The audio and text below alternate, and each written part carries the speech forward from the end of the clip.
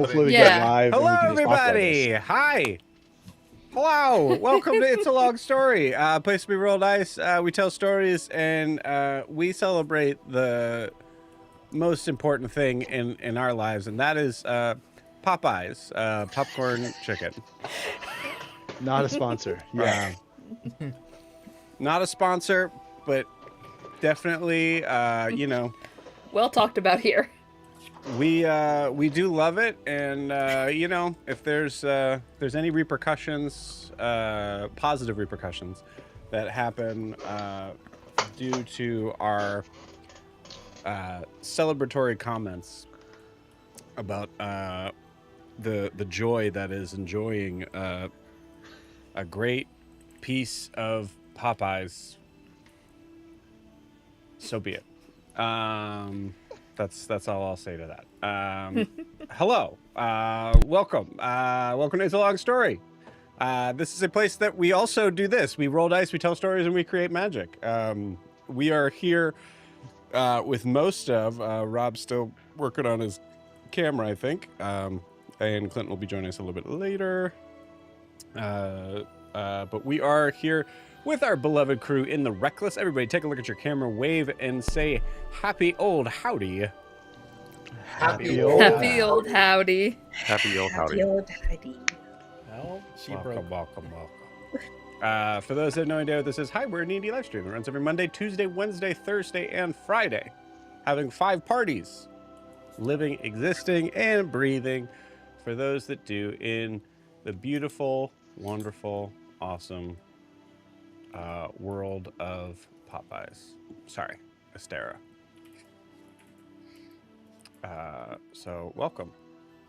Before we jump into tonight, just a couple of announcements. I believe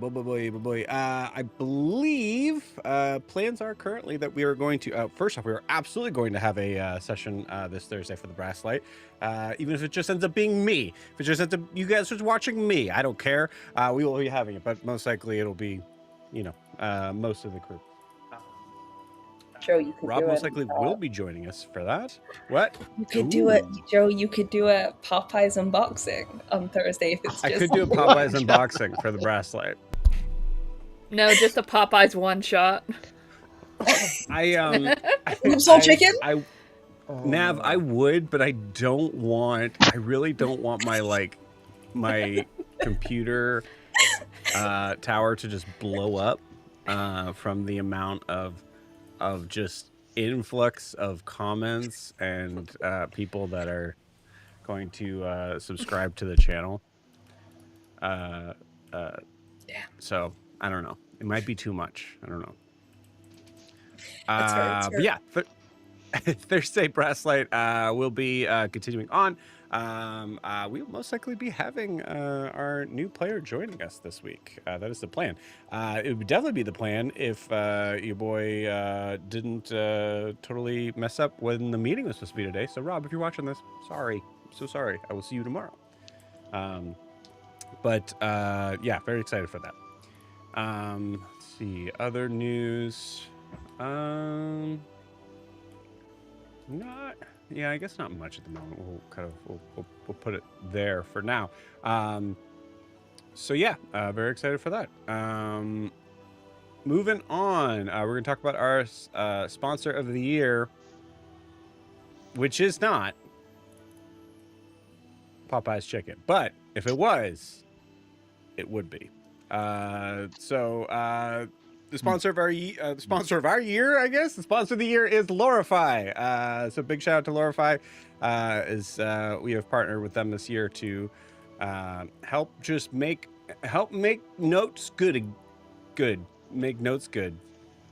Yeah. Everybody looked up. No, I'm not gonna say it. No, make notes swell.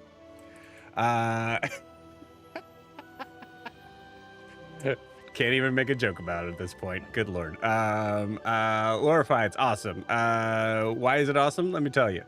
It is an awesome and useful note-taking tool that I use all the time, especially if I'm falling behind on some things, as I've been doing as of late. So you can, this is what it does. It takes the takes the session that you have recorded, whether that was in person or on stream like this, and you plug it into Lorify, and bam, you get a session summary that is beautiful, concise, and ready to go within minutes. It's awesome. Within seconds, technically, but it's at least 120 seconds, I would say, so far. And I think that's okay. Because in this day and age, guys, we just need to relax with like the buffering and like it's gonna get there. We're gonna get there. It's gonna be all right. I can't even take a 7-second ad. Can't even take. Yeah, they're already scrolling past this, which means I'm just gonna keep talking about it because we're gonna stretch it out to make sure they absolutely get this. No, Lorify, awesome, useful. Check it out. Go to lorify.ai to find out more information. And try out that free trial thing. It's super duper. You should give it a shot. That is it. So before we jump into tonight's session with the Wreckless, we need to get a recap of where we left off with these silly fools. So Sarah, please take it away. Okay. I'm doing the bullet points version on this to make it a little easier for me. Riaris wakes up with a severe hangover, where we first start off the session, and he's suspecting some foul play at work, while Kaelinor is sending a secret message to her brother, which we knew about, but first time we hear him. Kind of sounds hot. And she gets a cryptic but supportive message. Sorry, this is the bulletless version. So far, it's Riaris. We don't know what happened the night before, and No. Kaelinor's brother sounds hot. Yeah, that's an important one. I'm doing the These are recap. Important to know. My brother objectively is hot, some would say. Anywho, so again, sounds hot. Gives emotional and cryptic response to Kaelinor's question about the Merlin look. Meanwhile, across the ocean, on another continent, Kara and Kobamu bond in the library over a shared feeling of being lost and value of knowledge, and having their stuff taken away by mechanical beetle things. Also, across the ocean in another continent, a little closer to Kaelinor and Riaris, Ogre and Faustus have performed an emergency medical aid on Horus after he survived getting eaten and burned alive in the caves by a wyvern.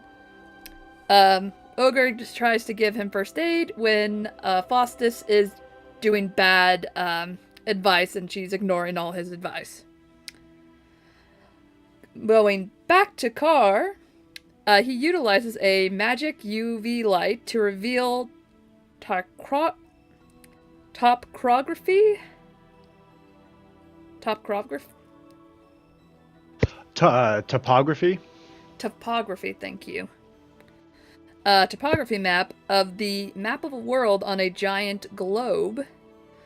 While Lars is learning some tricks from a book, and also learns that the new gun he finds is a banishing gun and shoots a chair into Carr's leg, but then it pops right back out. No harm, no foul. I get it, because he's a bird. Thank you. Thank you. Riaris has a magic golden collar secured on his neck. Not sure why it had to be a collar. Some of the stuff the other guy was saying about it made it questioned his whole thing about like that. But he reaches out to Horus and asks about what Kaelinor's going through, and finds out Kaelinor lied. And a lot of distrust, and like, where's the trust in the group? Ogra and Horus finds a dead body in the mysterious cave Ogra found a few sessions before, and finds out it is an old friend of Faustus' son. And Ogra finds shiny boots and a mysterious broomstick.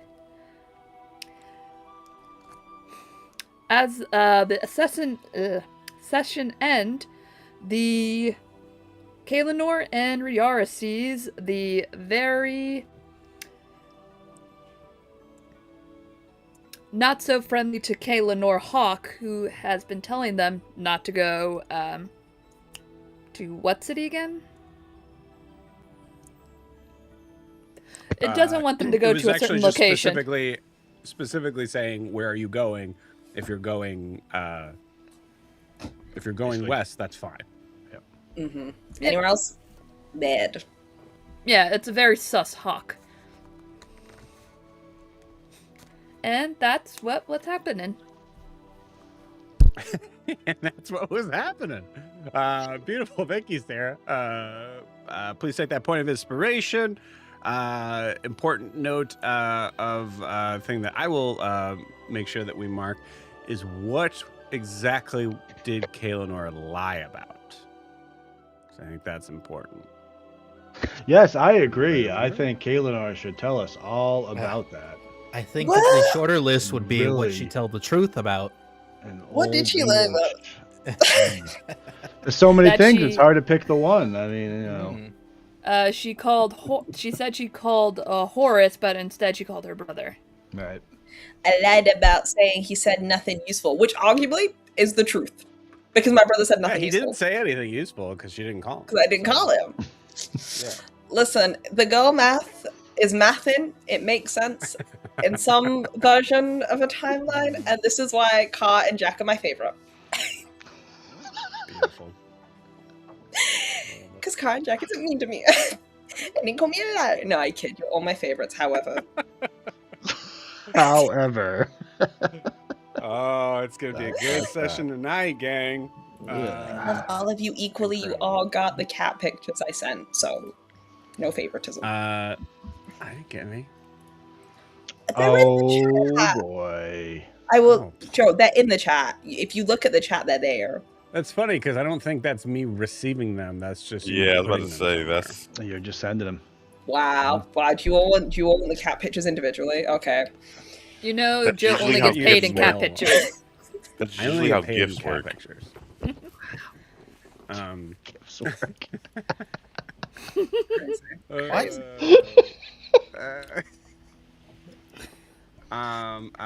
Angel says that I think in taking those words, I think they're saying y'all can't handle the truth. That Kaelinor has not been deceitful.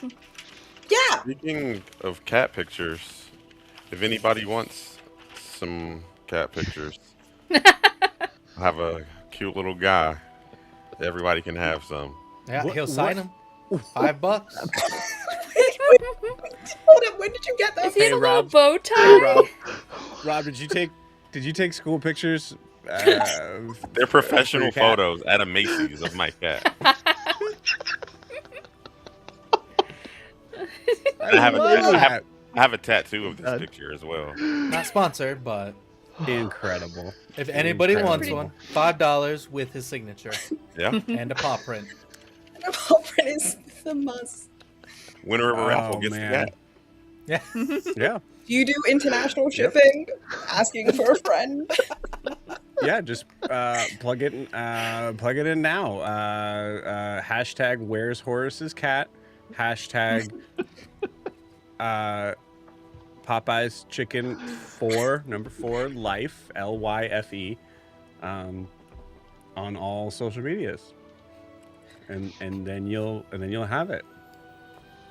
We're on to something here. We're on to something. This has been fun, gang. But do you guys want to play some D&D? Absolutely. Yeah. Great. Yeah.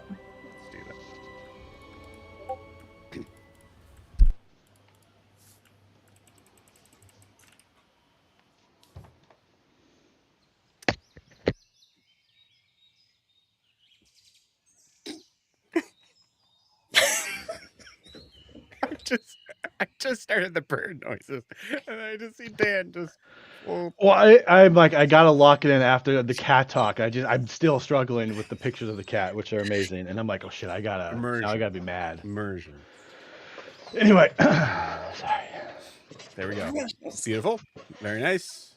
Good job. Not exactly what I said, Angel, but close enough. D&D time, y'all. Angel, we Right. love you. So, we come back into the scene, just appearing in from a small clearing. We can see grass, a couple of large kind of embedded stones, boulders in the ground, and what looks to be like a little bit more of like a dirt, not quite like a pathway, but just some area where you can see where it's been a little bit more downtrodden, maybe especially as of late. Beyond that, we see a long, extended, almost chorus line of trees that are set in a varying sort of array that has the canopy sitting high above, as we see figures looming in the far distance, about maybe 200 feet away from the clearing. As we zoom in from the camera's perspective, we see going in between the trees, passing through from bugs and the sounds of chirping. We see these two figures walking silently through the forest. Riaris and Kael'nar, you have the scene.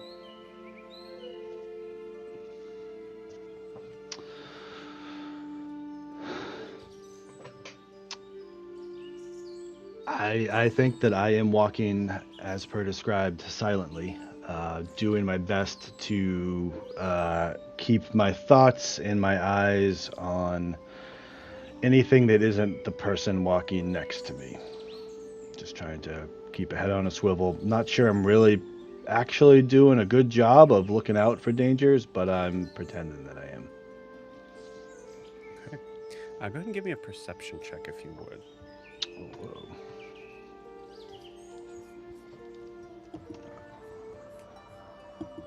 One second.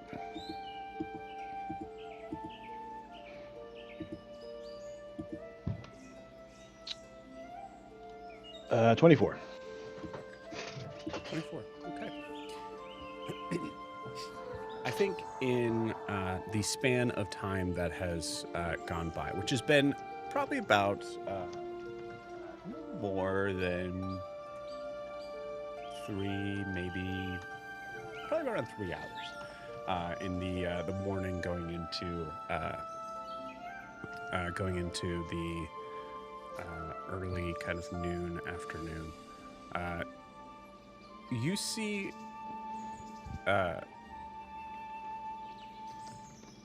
from those moments, I would say it takes about an hour or so before you do notice that there does seem to be the sound of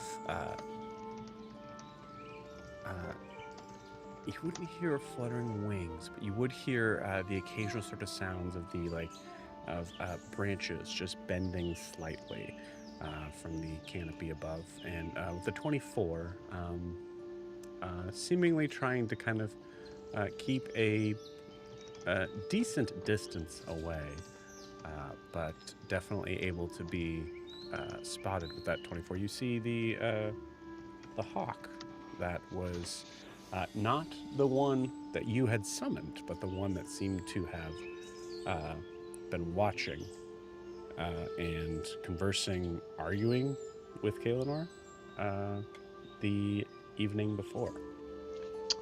So she says. Quick Point of order. I assume we have departed from Revere. Is that correct? Yes. Yes. Did he give us any information about meeting or going? I think we're going to Hasamal. I think that's where we said we were going west. Did he give us any information or anything on that? So in the moments that you yes, thank you for bringing that up. We did have a brief moment where Revere seemed to try to make contact with. I'll say, actually, go ahead and give me an insight check. 15. 15. Okay. With a 15,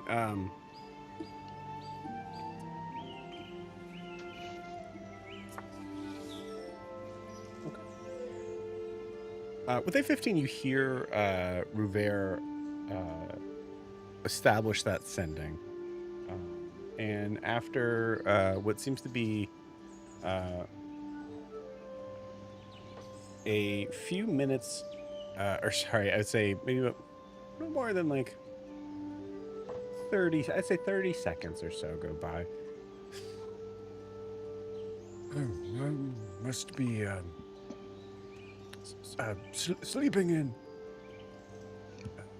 What I can do is make sure that when they, if you go on your way, I will make several more attempts to contact, and then be able to send you information as I receive it.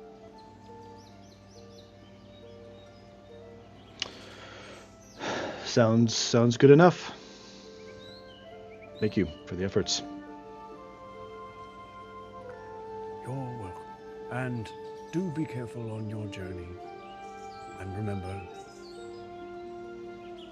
your friend Revere is always around to help out as an incredibly talented and gifted wizard.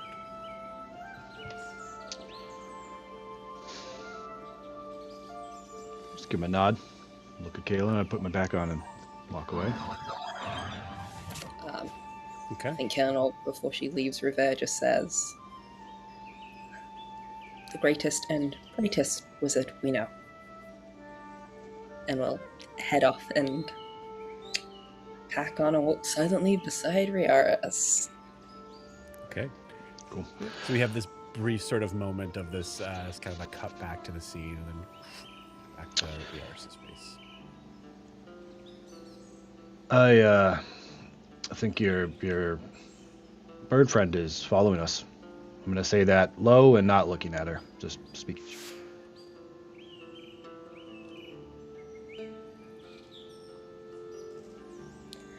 Well, they said they would.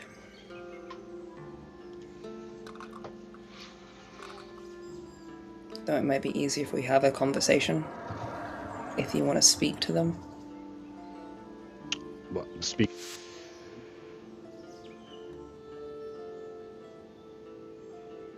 That I don't.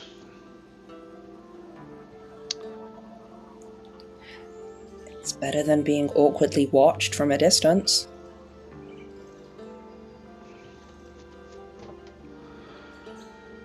But it's up to you.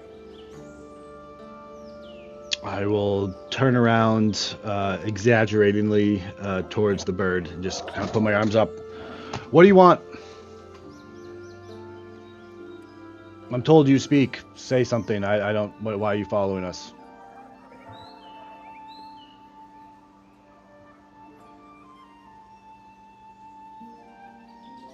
No response.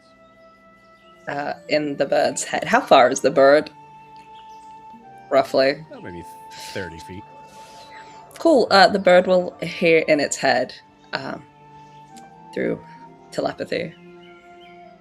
Just make this easy. Put the poor man out of his misery. Well, put me out my misery, please.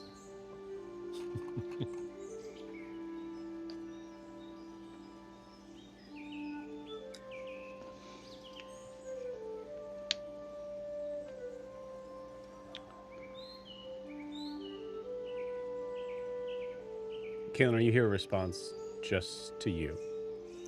God damn it. If you just keep walking, there won't be any trouble.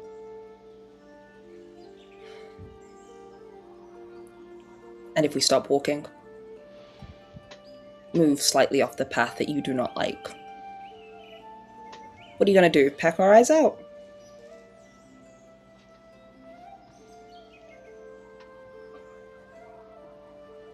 No.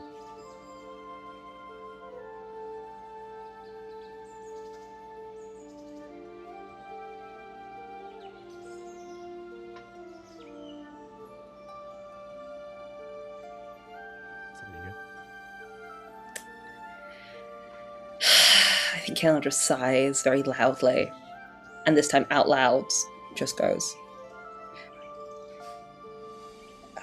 well, if you'd like some sort of ration or food or jerky, feel free to let it be known.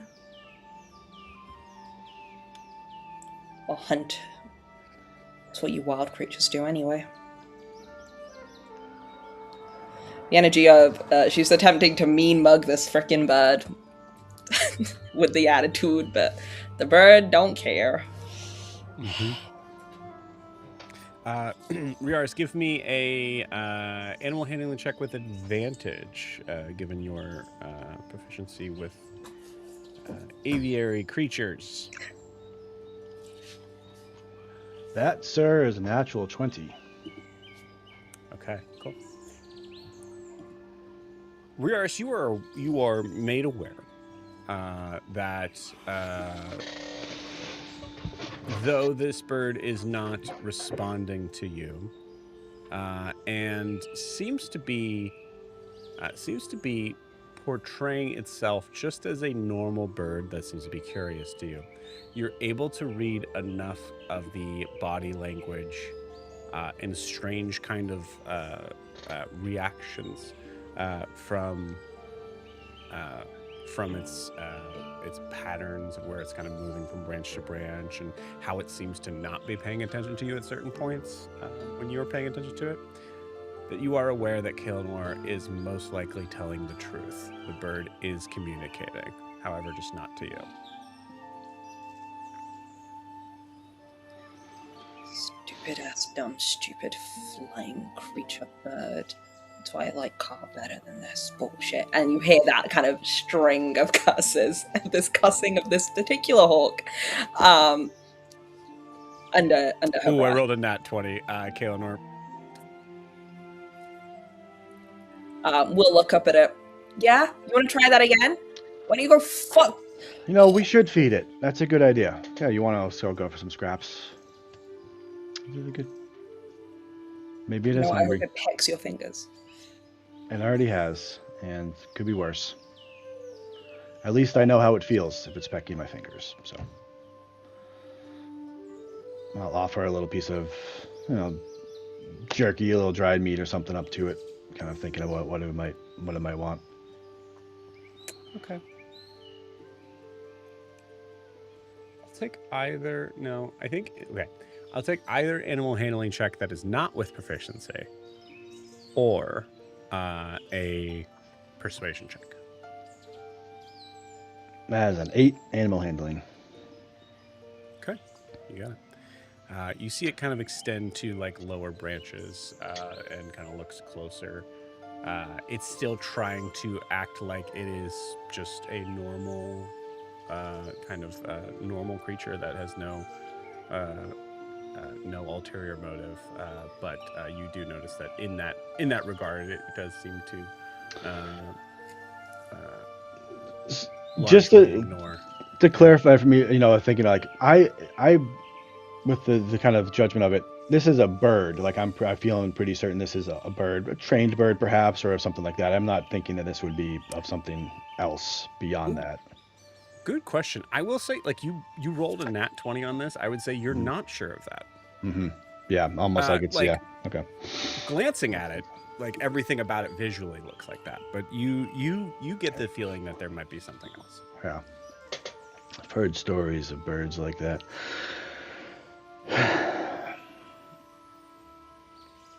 Kind of, we'll just put the food down on a rock a little away from it and kind of not turn away from it, but fully back to it, but a little side and just kind of. Well, what do we do? Okay, what do we do? Are we just? Is it talking to you? Is it saying something? It's obviously a bird on a mission of some sorts. She grabs a leaf to get rid of the bird shit that is on her armor. She turns to Rios. Yes, no, it wants us to keep walking in this direction and not veer off the path.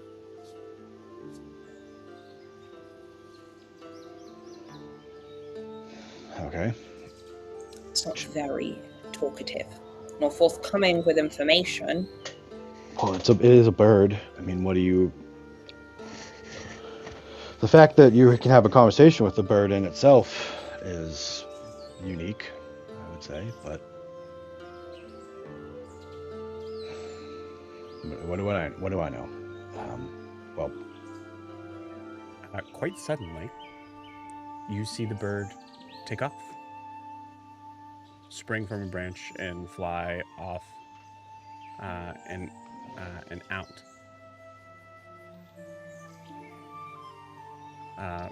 Riaris, I'll just kind of carry that over. That was a instinctual response. It is. It noticed something.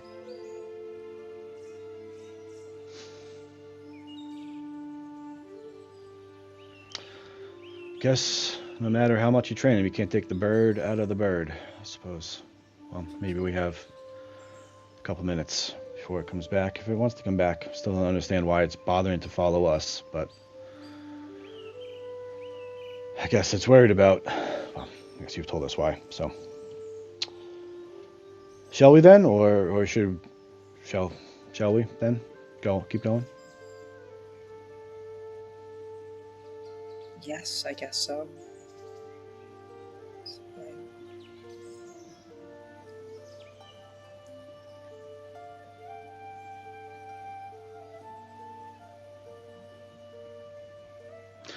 Okay. You know, just say. Horace said you didn't contact him. I need to say it, so you need to tell me why he said that.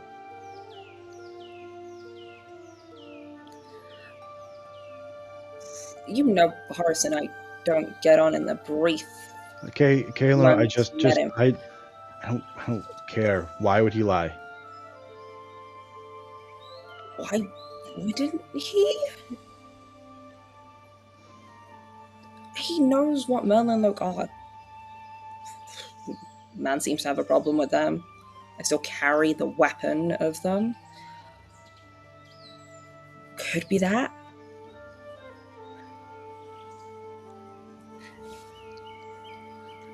Or maybe I didn't technically contact him. I contacted someone else to gather more information that is useful rather than calling someone who is, to put it politely, I guess, a pain in the ass. There are harsher words I could have used for Horace.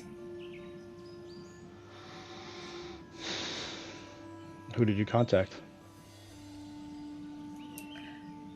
Merlin Loke informant, to check if they were indeed in the area, someone I trust. But they have little to no information. I should have contacted someone perhaps in my cohort, though I assume they are with my ex-captain, so...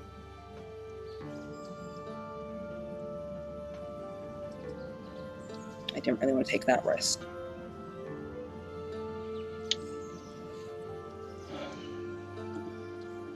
And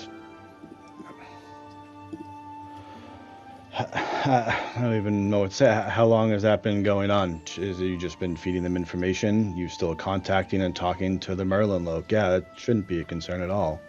You don't want to tell me about it, okay? I didn't tell you about it because it doesn't concern you.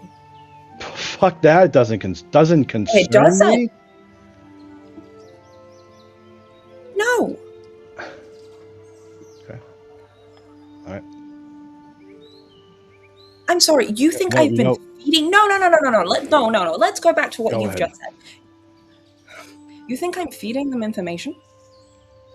I think that I have no idea what you're doing, to be truthful about it. You can cast your spell, whatever you had done that time before. You go ahead. Nothing I'm saying isn't how I feel. I don't know what you're doing. Why? How could I? How could you still be? Because they have been my family. for the better part of my life. I hate to break it to you, it is not easy to leave something that is all you have known. I only reached out to make sure we were safe, to make sure we didn't have a captain or someone higher up on that ladder coming after us. What if the Raw and the Melanok are working together? There is only 2 of us, so tactically thinking and tactically speaking, I wanted to make sure we could A, either deal with them, or B, run in the other direction. So I'm sorry for not filling you in on that. When would you have told me? When they showed up? When they were there? Oh, by the way, you're already out the door. I'll be fine.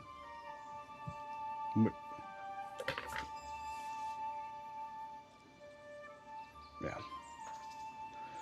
It's all right. You know, we don't need to worry about it. We'll go where we're going, and then when we get there, we can part ways and we can do whatever makes sense. Because it's crazy that we're here, and you think that I wouldn't care about that information, that I don't care about that, or it's not important to me. It's crazy.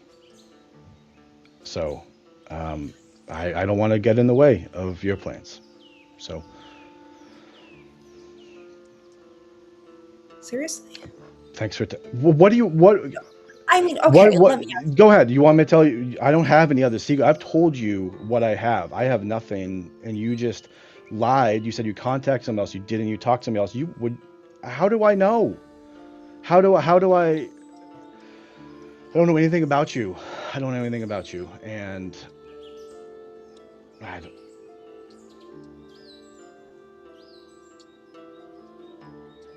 I don't Right. like that I trust Horace more than I trust you, because I don't trust him at all.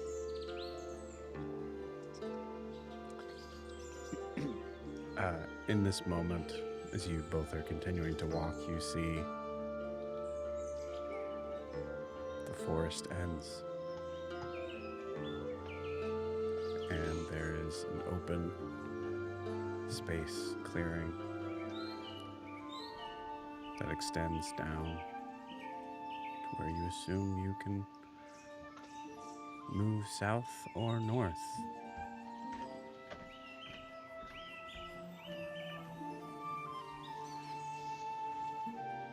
You are no longer in the forest.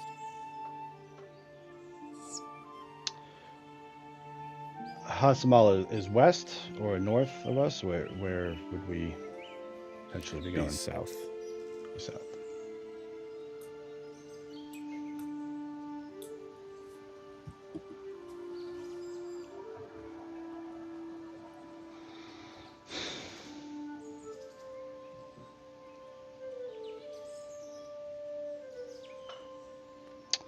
Well,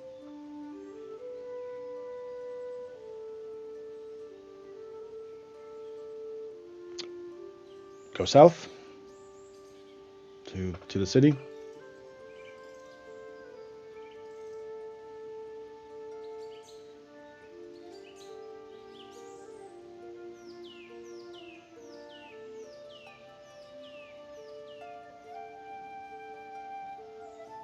You want? That's what. Don't say. I just, I'm not sorry if I'm hurt and if I'm acting hurt. Because, the truth I've always should have said for a long time, is just that, well, what I feel now is that, I fell in love with the traitor, and I was a fool to think that she wouldn't betray me too. But here we are. So, just kind of feeling that. So, let's just go south, and we can keep an eye on each other's backs and see what happens. Kaona or Riaris, I need you both to roll initiative. Great.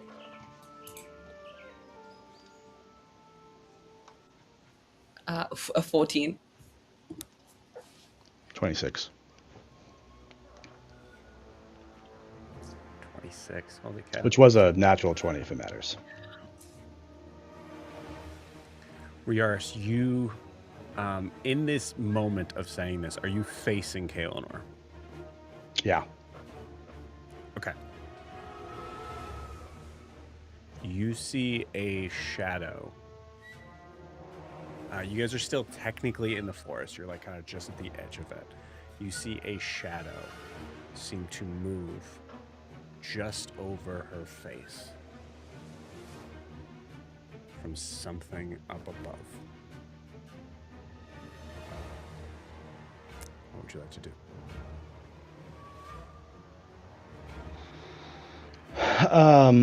I am going to immediately get the lance ready and kind of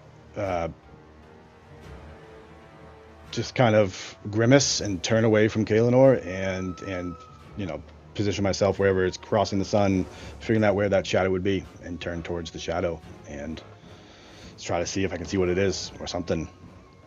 Okay. So it, where it is, had kind of extended over Kaelinor. So I'm going to say, go ahead and give me a perception check. I'm going to say with disadvantage, given the, well, no, you rolled a 26. I'm going to say it's straight roll. First roll was a 16. Okay. 16 is that you saw something pass over Kaelinor's face, and I'll say 16 is enough to be able to kind of recognize something's going on. So you pull out your lance and try to kind of get your surroundings, pulling like a full like sort of 360 here. With a 16, you see. That's an @1. You see movement in the branches from some sort of humanoid creature that has leapt from one tree to another. You see what looks to be very little clothing, but extended long hair that's been like draped back, as this creature is. Like I said, humanoid, but moving very much like an animal, as it just leaps from one canopy to the next. About how far away would it be? From the canopy, so I'd say about maybe 60 feet. 60 feet?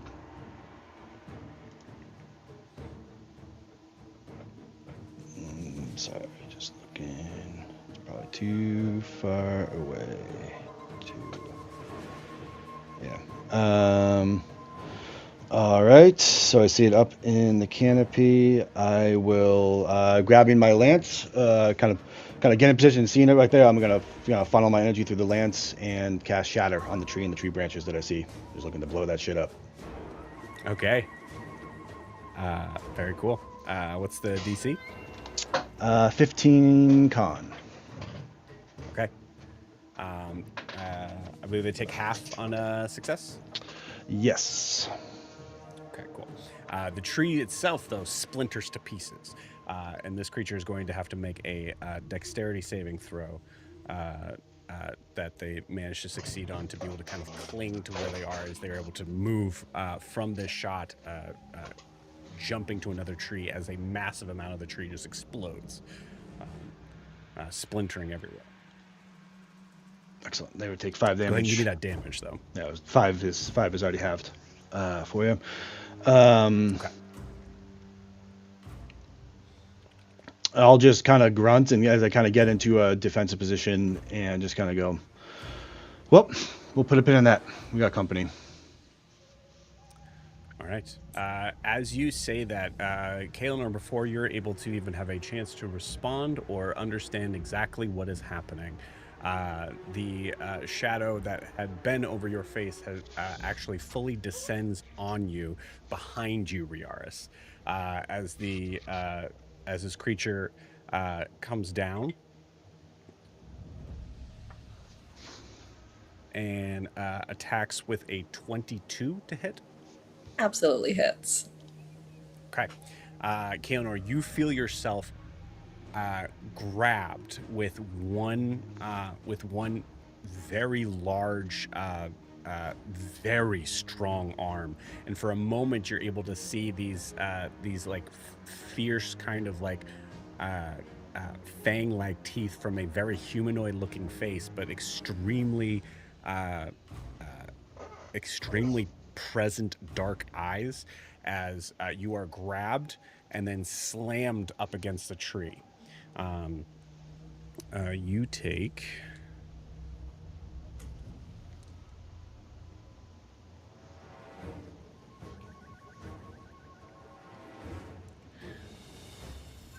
you take 16 points of slashing damage.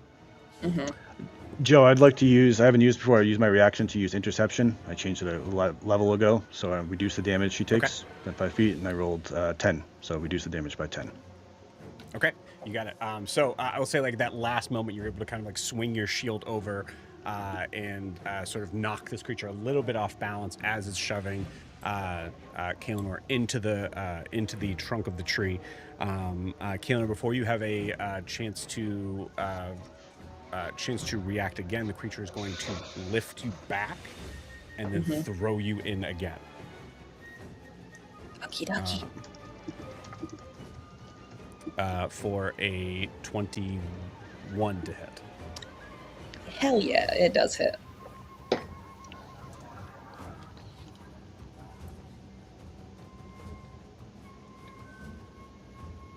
That's 21 points of, I will call it bludgeoning damage for this. Understood. And at this point, at the end of this creature's turn, you are able to see this growling,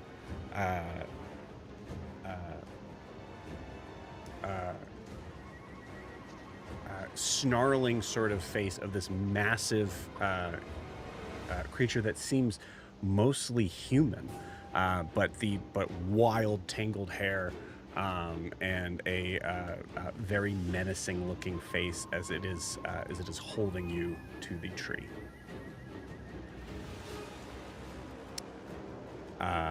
It is your turn.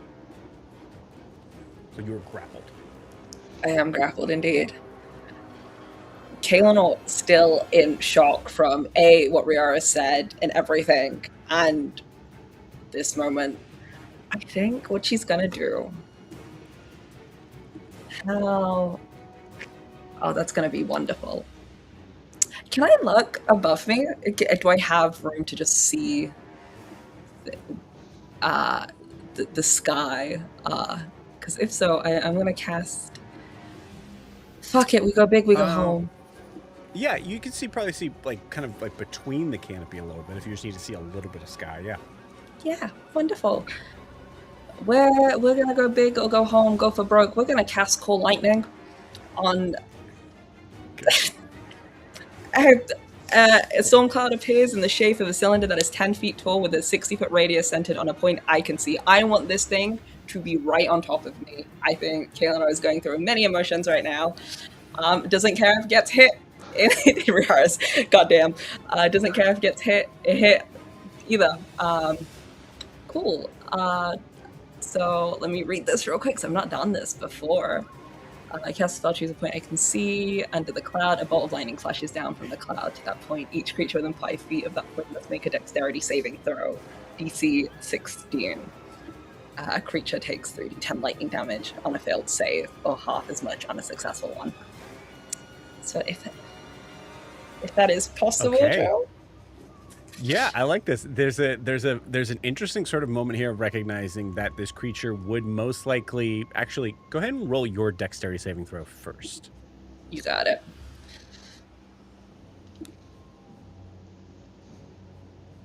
Uh, 16 exactly. Okay, cool. The 16 is enough to be able to kind of recognize like there's a kind of a question mark on whether or not like you're right under the mark of being able to kind of get out of the way of this, and you're grappled.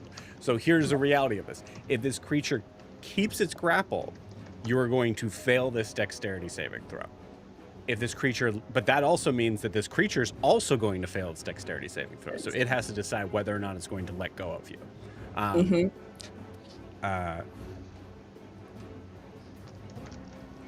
And instinctively, animal instinct just fully kicks in, seeing like hearing the crackle and that coming through. It lets go of you, and it's going to make its dex save with advantage because it was a raging. And that is 11. That is a 17. So that also makes it safe. So it does kind of like push you back and seems to kind of like do this like weird sort of primal gorilla backflip as it kind of like moves out of the way from this shot. So go ahead and roll that damage. Both of you are going to take half. 17 divided by 2 is 8? 7? I don't know math. 8. Wonderful. Yeah. Okay. That's action. I do not have any good bonus actions. I will take my movement to kind of get away from the fucking tree, so he doesn't do that again. And then pull out my scimitar. Okay. You got it, yeah. And you see like it just like kind of like now in a crouch, sort of like much more primal than anything else, like has this point where you see like it is knuckles down as it is looking at you and just baring his teeth. This creature just full of hair, muscles, and menacing anger. As Riaris, is that in Kilnor's turn? Yes, it does. Okay. Riaris, on your turn, the creature that did manage to kind of grab the other branch is now going to swing your way and collapse down on top of you as you see this creature coming flying towards you. This creature is going to make its attacks. That is a 24 to hit, I think. Sure does. How far is Riaris away from me? I might have something. I would say no less than 30. Oh, that's... Sorry, bud. Yeah. You were carried back to that. Like, yeah. You were like full like M. Bison grabbed and then just sent straight back to the end of the wall. He did. So first and then second attack was higher. As both attacks come at you. For 14 points of slashing damage as it just kind of collapses on top of you and just starts to kind of slash at your face. And then the second attack is going to... that is going to be 21 points of slashing damage. You also notice, I would say, Riaris, given the idea of like your armor and how everything is kind of like set to being specifically designed to kind of block from areas most targeted. I would argue that Riaris, you're able to notice, and Kaelin, actually, I'm going to give you both this is D&D. Let's make you guys roll on this. I'd like both of you guys give me...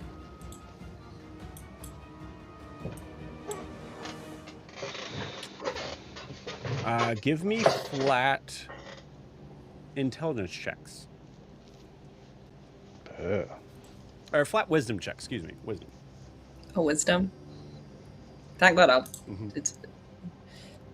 Yeah, nah. 4. That would be a 15. 15. Okay, cool. These creatures seem to be very intent and knowledgeable on making sure that they are attacking where your armor is not. As if they've had experience fighting creatures with armor.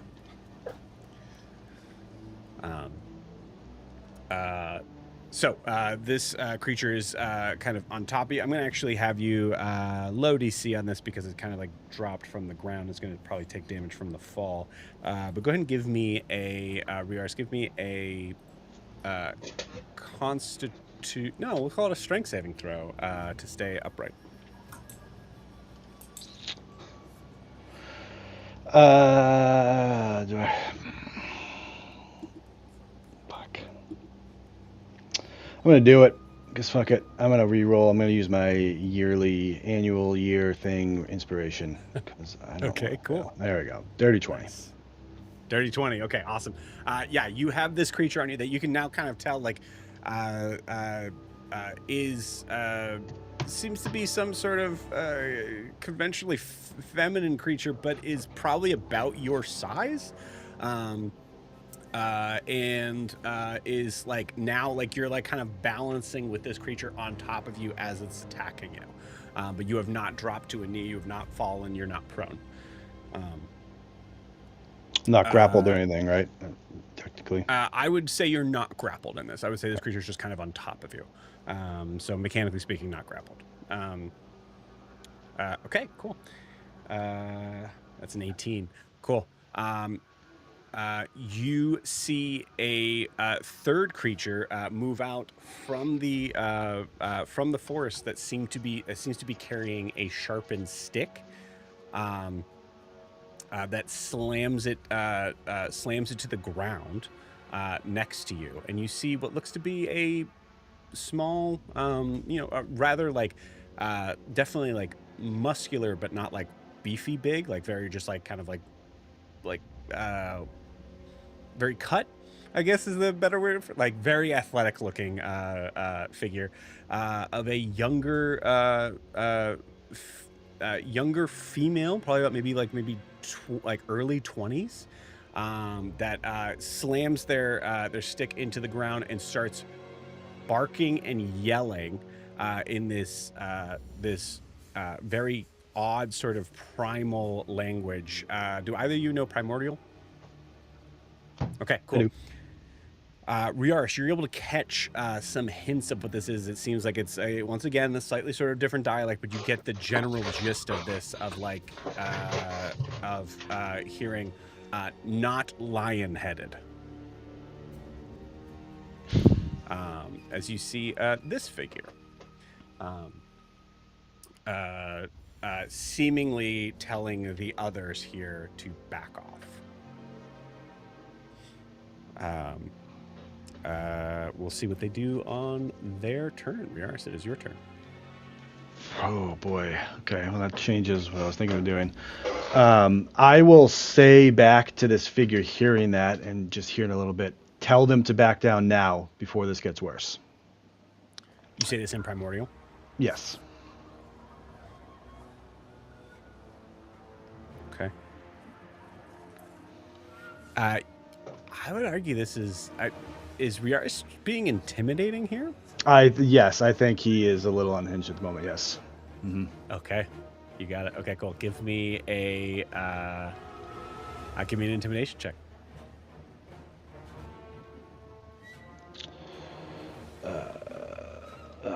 Oh wow, 14. 14. Okay. 14, you yelling this in Primordial, seemingly the language that all three of them understands. You see, I'll say, Riaris, it is your turn, but you see what this has done is not stopped the fight, but now has turned the big boy towards you. Which, might be Riaris's, maybe no matter. But now you see all three figures now facing you, and you see the younger female looking at you and now just shaking her head.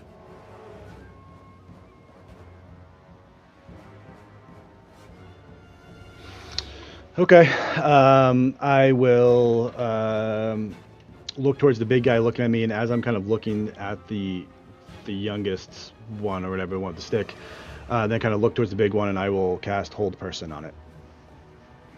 Okay. Casting magic on it. What's the roll? This is what I rolled. 15 wisdom. Okay. Wisdom saving throw. Yeah, that's a fail.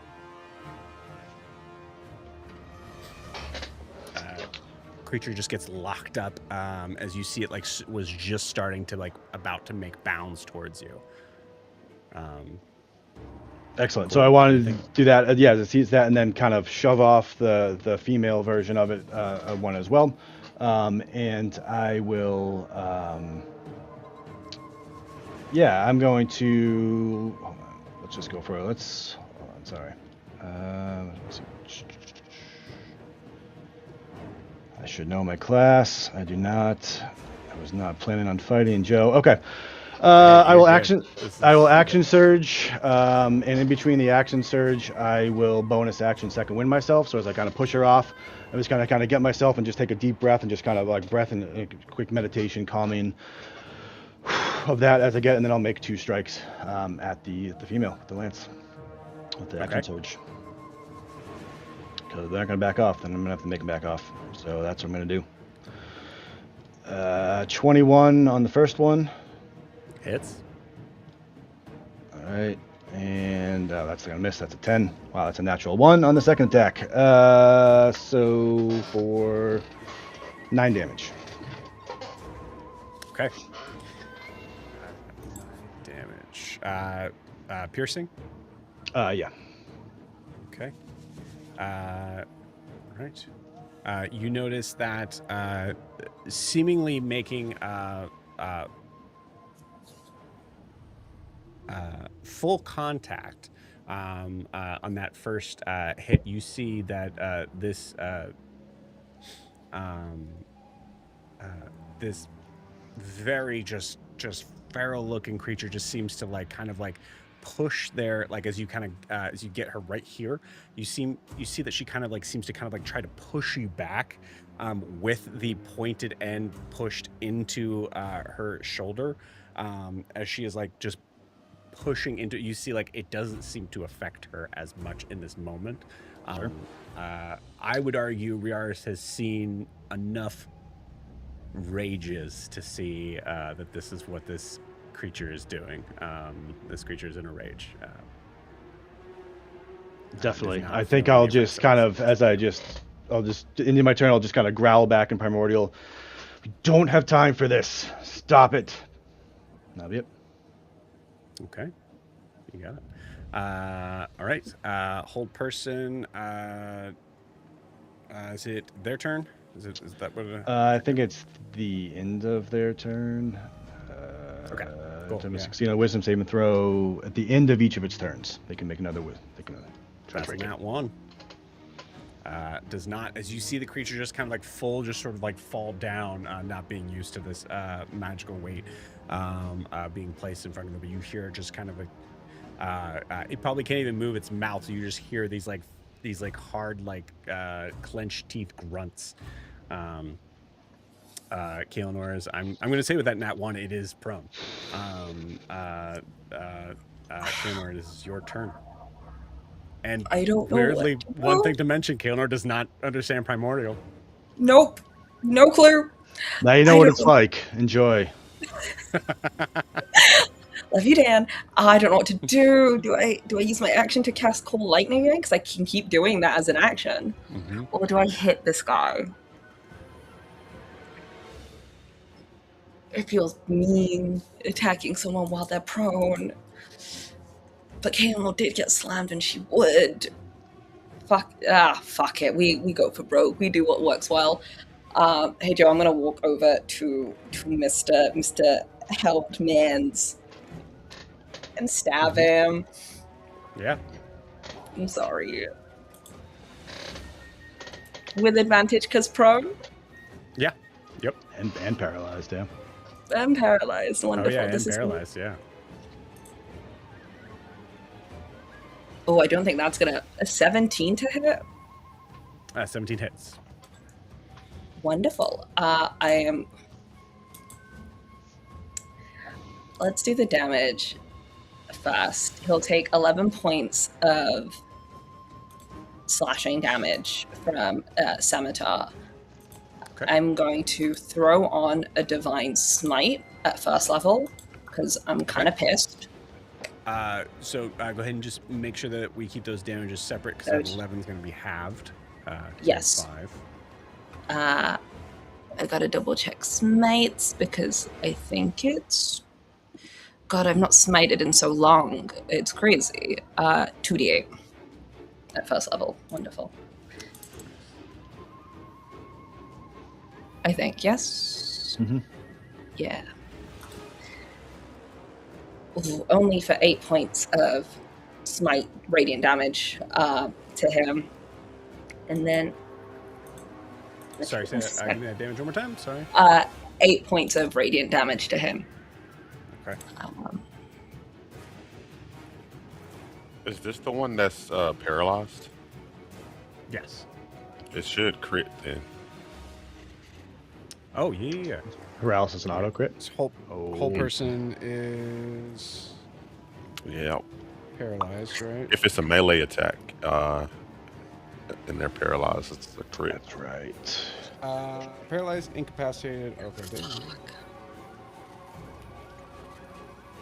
I don't have it as all damage from within 5 feet crit. Yes, you're right. You're absolutely right. Thank you, Rob. Yes, thank you. Anything to help Eleanor kill somebody. Yeah. Guys, please! I have already a reputation of being a murderer. So Okay. I will negate all of that damage here. So we had it was so it was. Or no. We could we got this.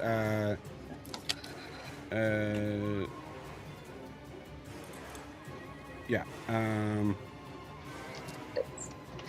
That's what it was. Yeah, cool. I'm gonna say, Keanu, go ahead and give me what the you already did the rolls. Go ahead and tell me what the max damage would be on top of those. It would be an extra 8 for the bludgeoning, and then 16 for the radiant. Love that. And then I was gonna bonus action Wrathful Smite, but now I just feel evil. No. You can. Oh, you guys, I can't.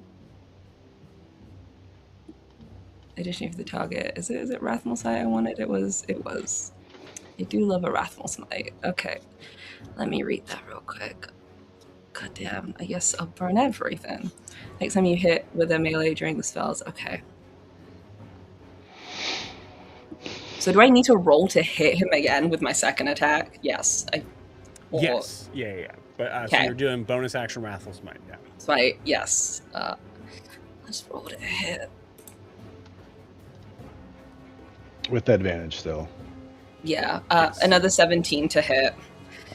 That'll hit. Wonderful. Oh, that And is that is another crit. That's not the crit. Yeah. balls damage though. Okay, I gotta do math, guys, and math is not my strong suit. This is cool, and then I'm gonna throw on.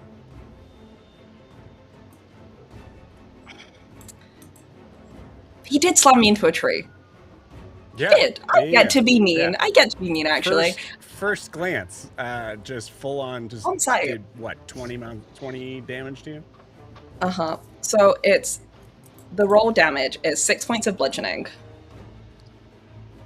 2 points of whatever Wrathful Smite damage is, which I think is, does it tell me?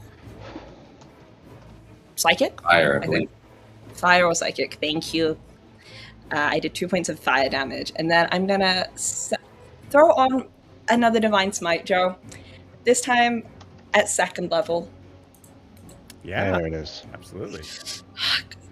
And that rolled smite damage is 23. Then I will get you the max damages, which is Wow. this feels so mean. No, it doesn't. 10. Hold up. This Stay creature in full on character. attack Stay in first. character. Yep. The roll damage, the full damage of the max is 38 on top. Oh baby. Yes. 24 at 6 at 8. I have a So calculator. 38. What- Wait, so 38 was the 38 is the max damage after all the rolls and everything. Yep. It is. Okay. Wait, Holy 38 shit. at Well, because yeah, Smite's you 24. You weren't adding the No. modifiers again, right? no, I was Okay. not. Wow. All right. In that case, Kaelner, how do you want to do this? Oh fuck yeah! To knock this creature unconscious, just so you know, like, we will give a. How do you want to make this creature be making death saving throws? Make it go sleep. That's all. I think. God damn it, guys. It is essentially. I grab my scimitar, and it's that slow walk. And I think the air around her begins to smell of the sea and seawater as though it is a stormy day. And her hair is going a little crazy as though there is a storm approaching. As she just takes 2 swift, clean strikes at this man's temple and just knocks him out. Okay. And there is no look of any emotion. It is deadpan. As she's on auto mode, and she looks at the next person of her target, who is that woman. Okay. Cool. That woman, I would say, Riaris, no matter how much you instigated, just watched this guy go down. Kaylor, does that end your turn? Yes, it does. Cool. Riaris, if you would like to make an opportunity attack, you certainly can, as this creature is going to fly, hands extended out at Kaelinor, full force. At Kaelinor, yeah, absolutely. I'll make an attack of opportunity. 28. 28 hits, yes. 13 damage. Okay. Nice.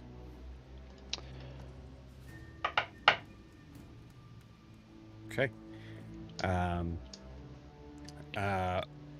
Massive sort of stab as they're launching themselves, but seems to kind of like make their force moving towards you, Kaelinor, even just quicker and faster.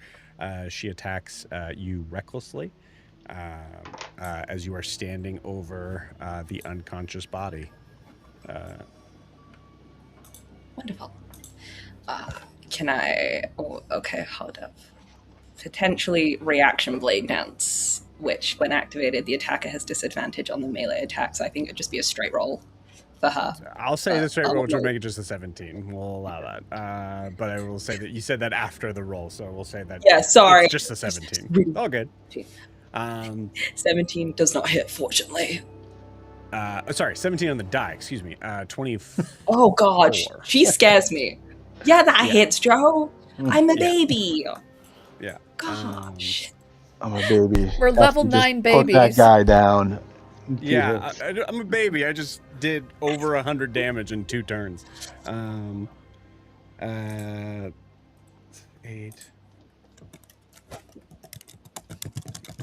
That is 21 points of slashing damage on the first hit. You got it. 21. It's Okay. 9 plus 10. And you know what? I'll be nice and say that you do the blade dance on the second hit. Okay. Because we already rolled it. So this is the second hit, which makes the advantage attack turn into a straight roll. And that is a 4, which will most likely miss. Yeah, that'll miss. As you see, this creature is just as once again just kind of like seems to be their modus operandi is to just launch their body on top of you, and is just kind of clawing at your face. But yeah, seems to miss on the second one. It seems to kind of just glance off of your shield that you're able to kind of push off and away from. And that also means if they miss, right, I get a hitter. How wonderful. I might not get to... My dice hate me. A 24 to hit. 24 hits. Wonderful. Only for 11 points of damage. But I'll take it. Only 11. Okay. Cool. All right. So at this point, this figure then grabs her spear, points it with extremely quick speed, Riaris, points it up at your throat, and then just yells in common, Bastir.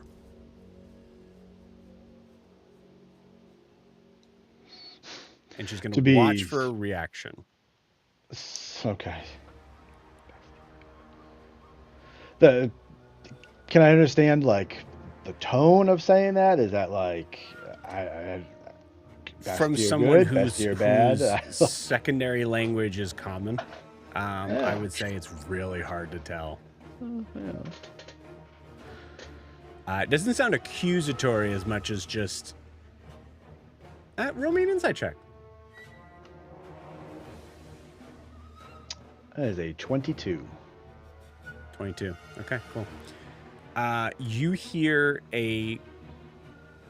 okay. Oh, great, cool. So the 22, Riaris, you hear an intense amount of anger and violence erupting from this voice, but you hear tones, just the slightest sort of tone of what sounds like an injured animal. As what reminds you kind of an injured animal, as the figure seems to be wide-eyed, you see this figure is scared. You're not sure of what. And this creature will absolutely attack. It's basically like holding its action. Will absolutely attack, but it is a sound of... There's a hint of frightened in it. You are also not getting any frightened at all. I mean, obviously, because one creature's unconscious and the other one is just in a blind rage. Right, nothing frightened from the other creature, okay. Okay, is it my turn? Is that why this is that? Yeah, it would be, yeah, the 26, yeah. But it does seem this creature, so this creature has the sharpened spear pointed up at your throat, just under your throat, has managed to kind of get it there, and screamed this out at you, and is waiting for your response.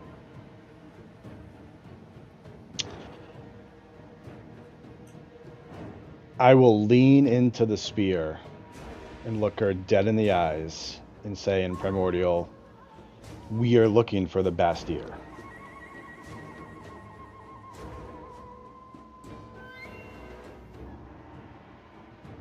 Tell her to stop. I'll just add to the other, whether she can or not, but... Okay. I'm going to say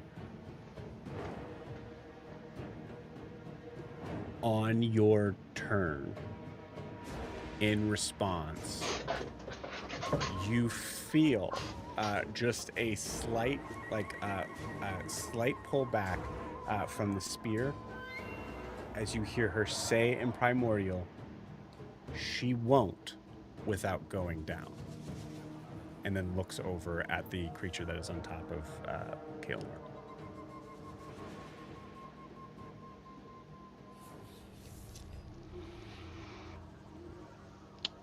Can I respond quickly to her without... Well, if it's my action, it's my action. It's fine. Yeah. I think I would just... One word.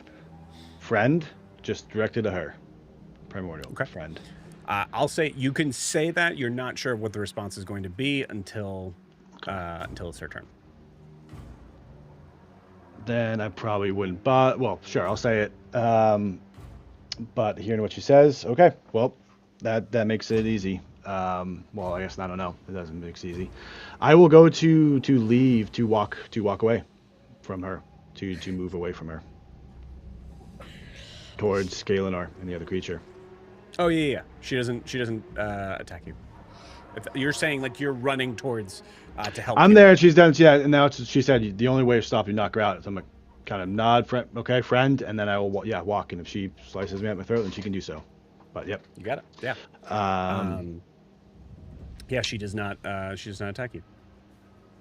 Cool. I think as I walk past, I see she does not attack me. I kind of give her a quick glance back, and then I will bonus action launch, and I will be making 2 attacks at the female creature. You got it. Female, You whatever guys, it is. you have advantage because of flanking. I would assume because you're facing. And the back reckless of the too, right? creature. She was attacking recklessly. Yes, yeah, and she was attacking recklessly. Yep. Sweet. 17.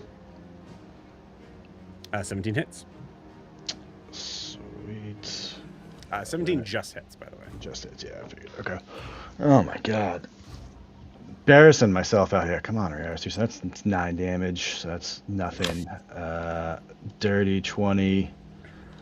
To be fair, Riaris did Boy. the whole person that gave Kaelinor the crits, so. I'm sure I'll get credit for it. I was until you made that comment. And 12 damage for the other one. Okay. So, so a total 12, is that what you said? of, no, it was 9 and 12, 21 total. So then round down to 10. And yeah, that's all I got. Okay. All right. I'll say it. Well, if I could, if I land next to Kayla and just say, "We got to knock her out. It's the only way." You got it. Kilnal gives the look of, do you not think I'm trying? Just that, really, dude? Well, you look so nonchalant about it. So. Nonchalant. So chill. Yeah, Kaelinor, it's your turn before it is this creature's turn. Now, do I give myself some healing? Or do I have to go big or go home? This is the question. No, we play as smart. I will say in a weird sort of sense of like absolute certainty, you are absolutely certain that this creature is going to do everything it can to rip you apart. Uh-huh. Yeah. An action pump 40 lay on hands into me because I need the health. Because I got fucked up badly. And I do not want to admit that. Nav will admit it. Kilner would not. 20 rat bites could have taken me out. Joe, I'm stressed, okay? I gotta find some jokes. You think there's a very good point? There's a very good possibility that this creature would not stop there. I know. Yeah. That's my action. Do I got any good bonus actions? No. No, that's a shitty one. I want to save that. Nope, can't do that because I need a hit. Nothing. I got nada. Okay. I give myself some healing. That's it. So, Kaelinor, you're healing yourself as you're kind of like teetering, like having to kind of try to keep balance as this figure is just on top of you.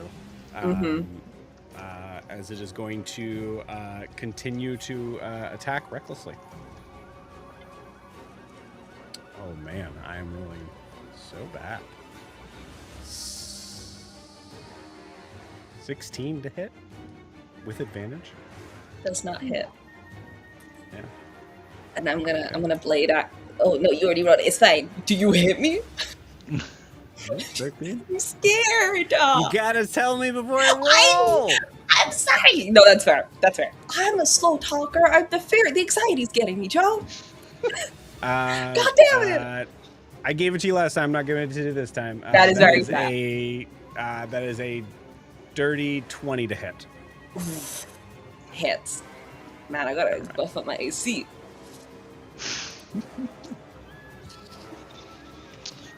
I'm going to use my reaction interception on the damage here. Yes. That's why. Please. Yeah, please do that.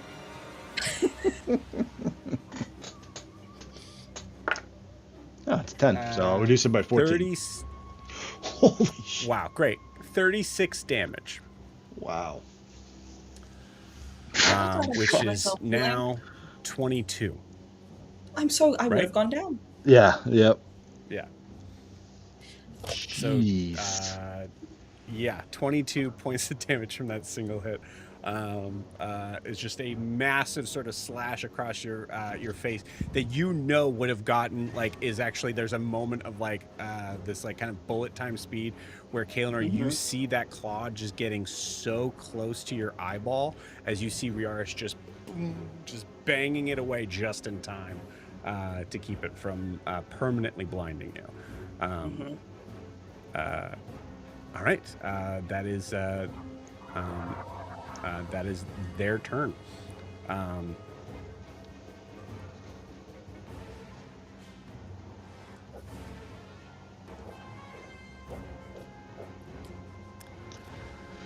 You see the figure with the spear just stands there and waits. That's it.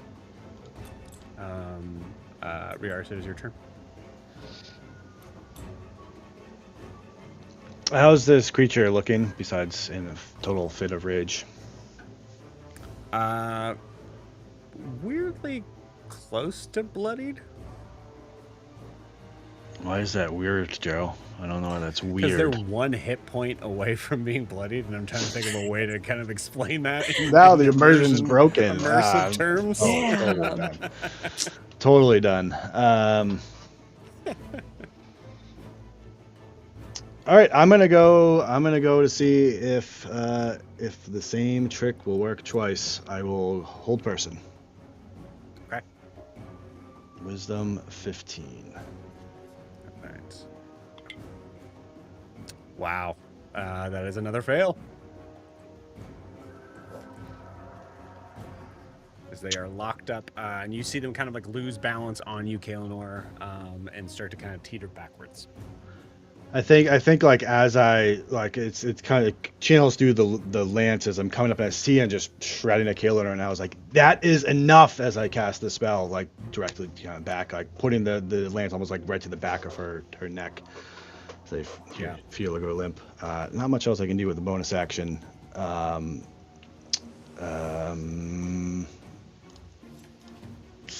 me just double check. Use a spell. Yep. That's cool. That's what I will do. Yeah, that's my turn. Okay, you got it. Kaelinor, is your turn. Huh? Wonderful. Sorry, what? I was writing my plan of actions, guys. Don't worry about the evil cackle I did. Hey, Joe, I'm gonna hit her. I'm gonna hit her so hard. I hope. I pray. Yeah, you are. You are absolutely gonna do that. You have advantage. Yippee! Maybe my dice will fuck me over though. Not today. A 24 to hit. That will hit. Wonderful. You auto crit. Crits. I'm gonna roll some dice over here. Don't mind me. But hey, let's bonus action. Let's fuck her up. Let's bonus action Wrathful Smite. Okay. On top. And let's throw in. Somewhere Joe's like, man, the second battle is gonna be great. They're gonna have no resources left. It's gonna be awesome. Well, them all. No, there's some very funny things that are happening here on the back end that make it very interesting what happens here. Okay, I'm scared what that means. Mm-hmm. Well, that is terrible. Damn. Okay, 9. Let's roll the Wrathful. Because Nav has to do maths, and Nav is not good at maths. To make it more complicated, the physical damage is still halved. Okay, so 9 for the physical damage that I rolled, which will be halved to 4. Okay. I'm going to throw a 3rd level smite. Because I don't like her. So I'm going to do... Goddamn. Oh, that is... Why do I do this to myself? I promise, guys, I'll be done so soon. I'm sorry. 8, 6. It's 48 for level 3, isn't it? Why did I do that? I'm so dumb. I roll. It's fine. It's fine. No one saw. Okay. So for the roll damage, it will be 20 points of damage because I rolled like ass. Okay.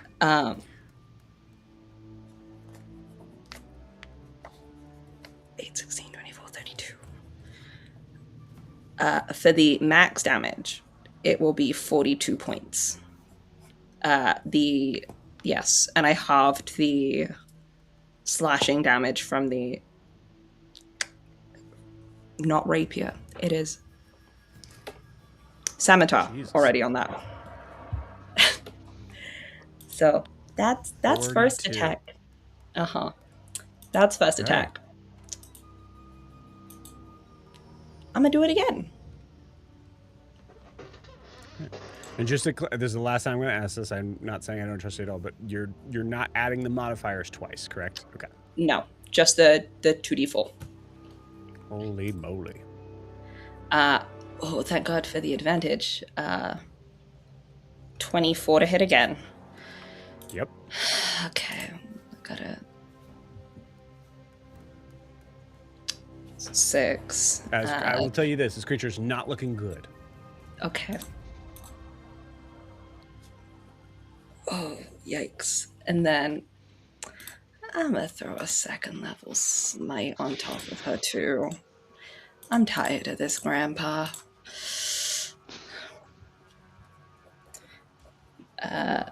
So 27 for the roll damage for the 2nd attack. Yep. The slashing already halved. And then for the 8, 16, 24. And then for the max, it will be 24 at 10 is 34. Okay. Unless it's 105 damage, because that would just have you outright kill this figure. That's all I need to know. It's pretty close. So, it's 76. If I added them together, Jesus. I did them in. I have my little notepad. You can't see it. I'll take a picture. Little notepad. 76. Wow. Yeah, that'll do it for sure. Goodness. Cool.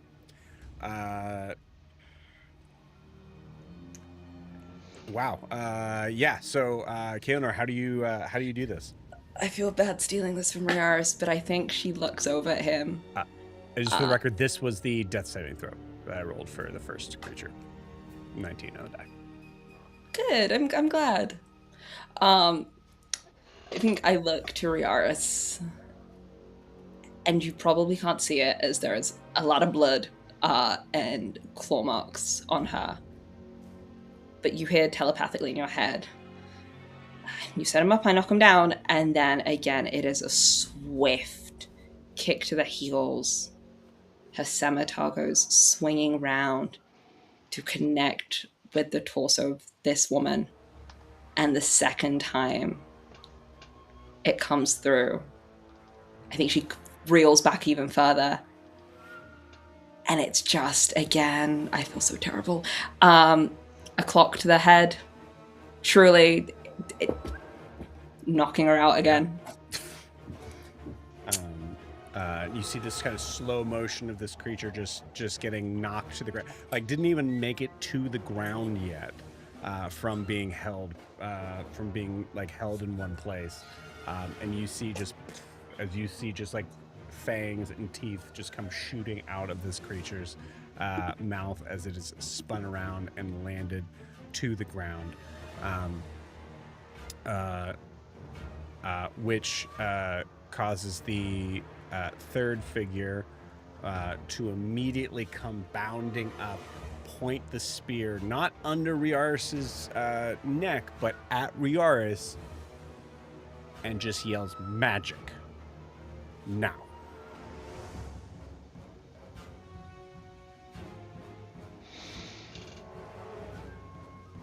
I will healing word. This seems like a terrible idea. Magic now. I say Riaris, you, like medicine check. You know these creatures are at death's door. Sure. I will.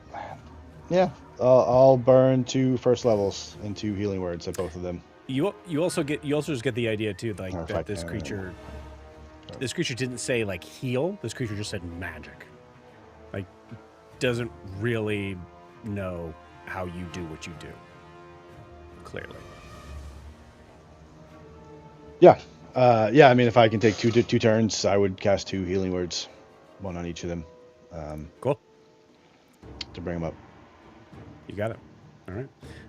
And with that, like, you guys could also, like, I will say, Kaelan, or as you do that, like, Kaelan, or you can, like, just knock them out to make sure they stay unconscious.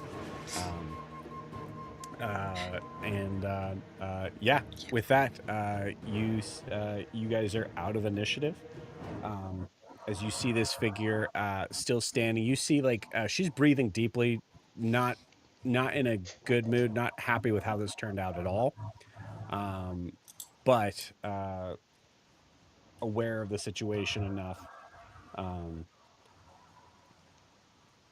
I'd like to be even before, like, I'm purposely ignoring this character as she might say something as we've healed and knocked him back out. Like to step up to Kaelanor and kind of put my hands on either side, like on her cheeks, and just say, "You can think whatever you want, but never doubt that I care about you." And I'll put my healing hands and heal her up, and I'll tell you what it is in a moment. I don't know what it is.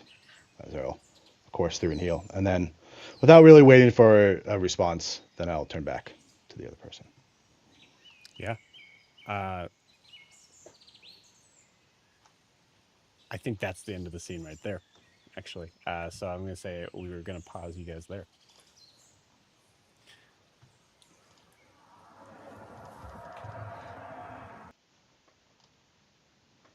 Good job, guys.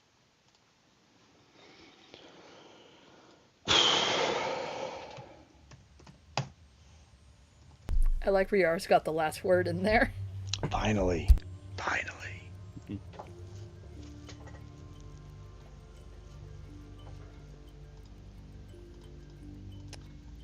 Faustus, Horus, Ogre. You were all staring down at the remains of a red-robed figure. The pack resting on what is now a hand that you can see is emaciated and starting to show the beginning signs of decay.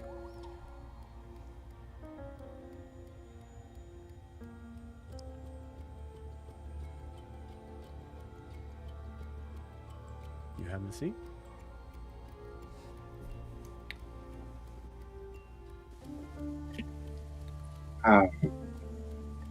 I would like to start kind of going through the pockets respectfully and everything else to see if I can't identify who this person is beyond Eli,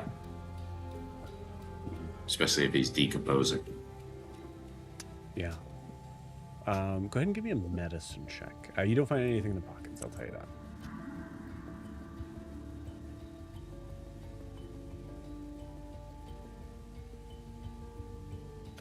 17. 17. Okay. With a 17, I'm going to say that there is there's a definitive sort of strange kind of like smell of mint that you recognize specifically from Ellenbox in his recent that was, 45 days ago, maybe. Yeah. You still smell that, even amidst the overwhelming smell of death here. What did you say the name on the letter was? Ogre? Ogre didn't. Ogre can't read. Of course. I remember mispronouncing it. What was it? You just saw ELI on it. Ellie something or another. Ellenbox? It's illegible after the I. I couldn't tell you. Is this someone Faustus knows? Alistair was with someone that their name was Ellenbox. They left together when Alistair left, but I thought they were heading for Celeste, or no, they were coming to the mountains and then they went to Celeste. Wait, yeah, but I thought the last time we spoke to him, Ellenbox was with him. So this shouldn't be Ellenbox. If this is Ellen Vox, he may have been, like, hurt because he was carrying this really heavy bag of sand. And it's just... She just takes a bit of the sand and puts it in her mouth. It's just normal sand. Okay. DM rolled to see if it was indeed normal sand.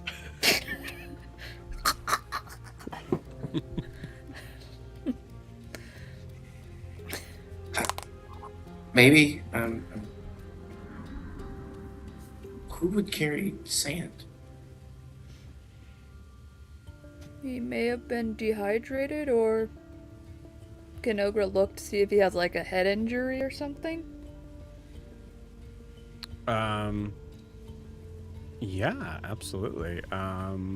Ogre, give me a medicine check specifically to see if you can get an idea of the means of the injury. Okay. Medicine, I'm pretty good at. That's going to be a 16.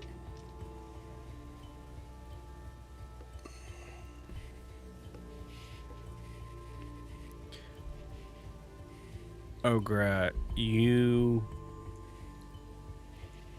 very recently involved yourself in a physical activity to try to keep yourself aware of oneself and to keep yourself busy. There is a significant amount of what looks to be there's a significant damage to the forehead, as if this figure may have been hit by some sort of bludgeoning, very flat bludgeoning object. Yeah, see? On his head. Looks like he was hit, so he may have had a concussion. Something flat? Like a rock? Anybody else who wants to roll a medicine check to see if they get higher certainly can.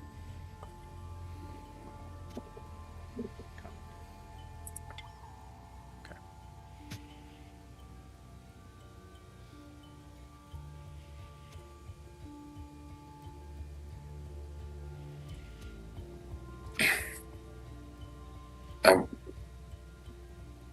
I'm curious how I ended up in here. And why would he be taking this broom with him?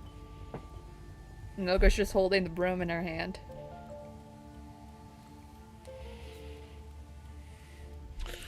Perhaps all the answers we're looking for are on the other side of this mountain, so, you know. Well, this was like Okra. Sorry for Faustus's friend, acquaintance. I mean, if it is Ellenbox, I'm more concerned. I thought he was with Alistair. If something happened to him, or... I put a hand on Fluffy's shoulder and say, if he was with them and they came through here, I'm sure they had a good reason why they left. I'm sure it had something to do with all those wyverns out there, if anything, but... But Ogra talked to Faustus's son, and he seemed okay, and that was just a few days ago. And this looks like it's been a while. I just don't know if Alistair knows, or we'll just leave it at that.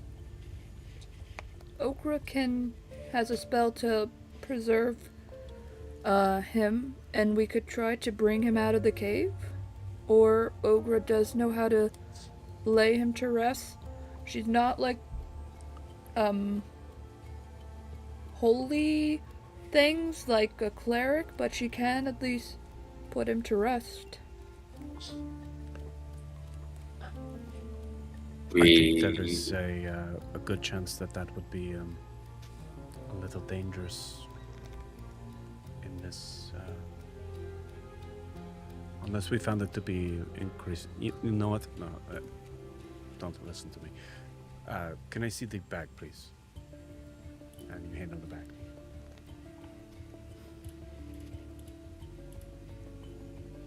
You don't have any. His hand in the bag. Yeah. Yeah. He kind of like dips his hand in, kind of runs his hand along. This is indeed desert sand, formulated by winds, not water.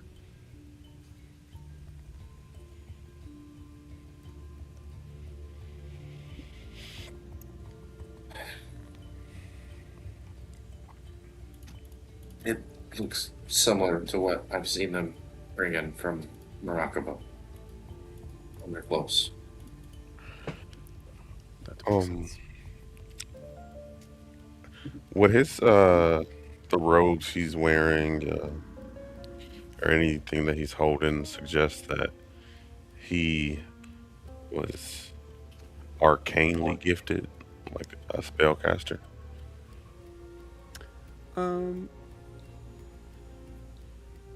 Roll me a religion check. Religion. 15. 15.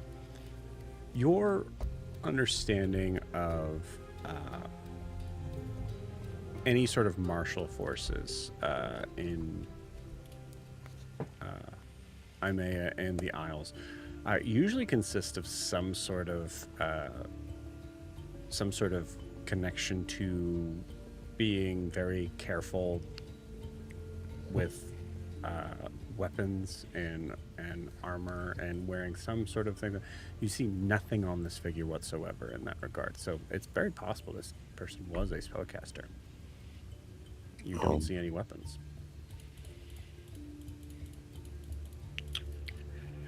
Yeah, I say that then, like if he did come from the desert, maybe he got caught up and cast a spell wrong and ended up here.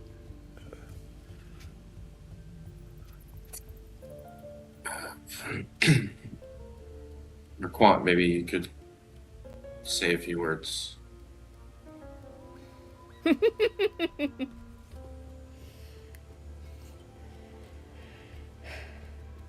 Wow. Why? Why me, I mean? I recall you're a priest, correct? Yes.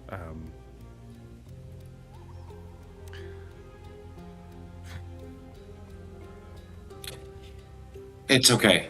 It's okay. Ostis will lean over and say a few words quietly over the corpse. I remember a few. The temple's not far from home.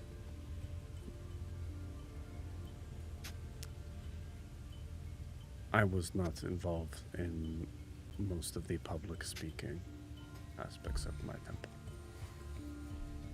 As you can imagine, they said that I wasn't very good with people. That kind of tracks.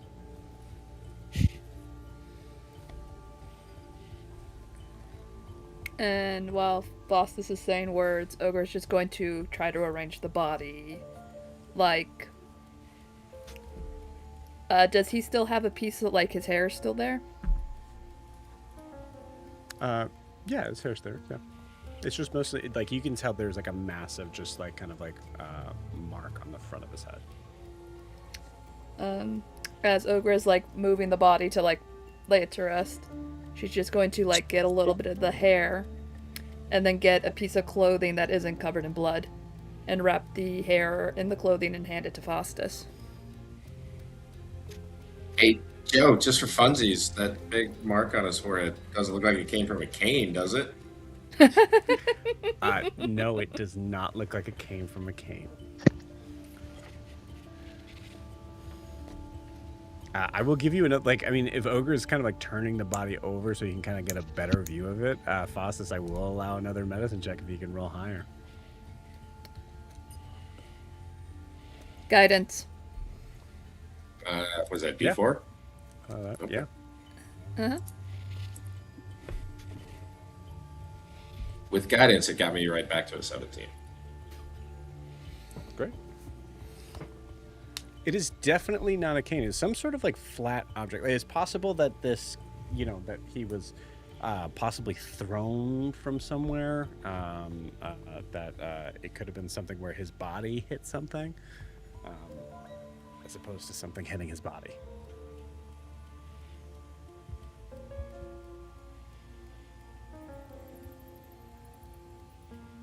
Is there anything in this, like, we're like in a small, like, little crevice, right? Yeah, like very, very small. Right.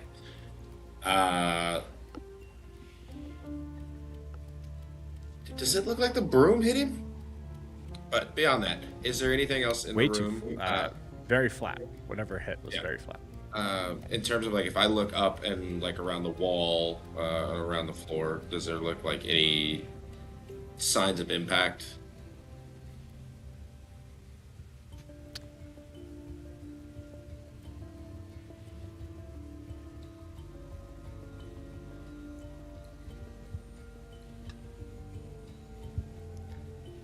I rolled for it. Yeah, there is.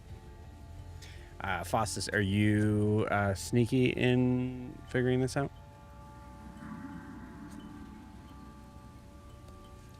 Yeah, I think he's looking around while Ogre is kind of moving the body. I don't think he'll rush to it. I think he'll stand and, in an attempt to kind of get out of Ogre's way, get closer to where it's at. Yep. You essentially find a mark along the wall that looks to have some sort of a little bit of a blood spot, like with a tiny bit of sort of splatter that is along the wall that is about your height. And you can, I'll say, if you'd like to, you can kind of take that moment to sort of put yourself to cover that spot on the wall.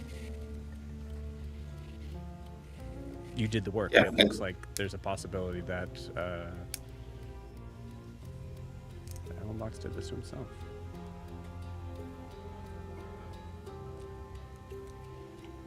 Yeah, I think I'll stand in front of it and then just kind of let Ogre finish, and then I don't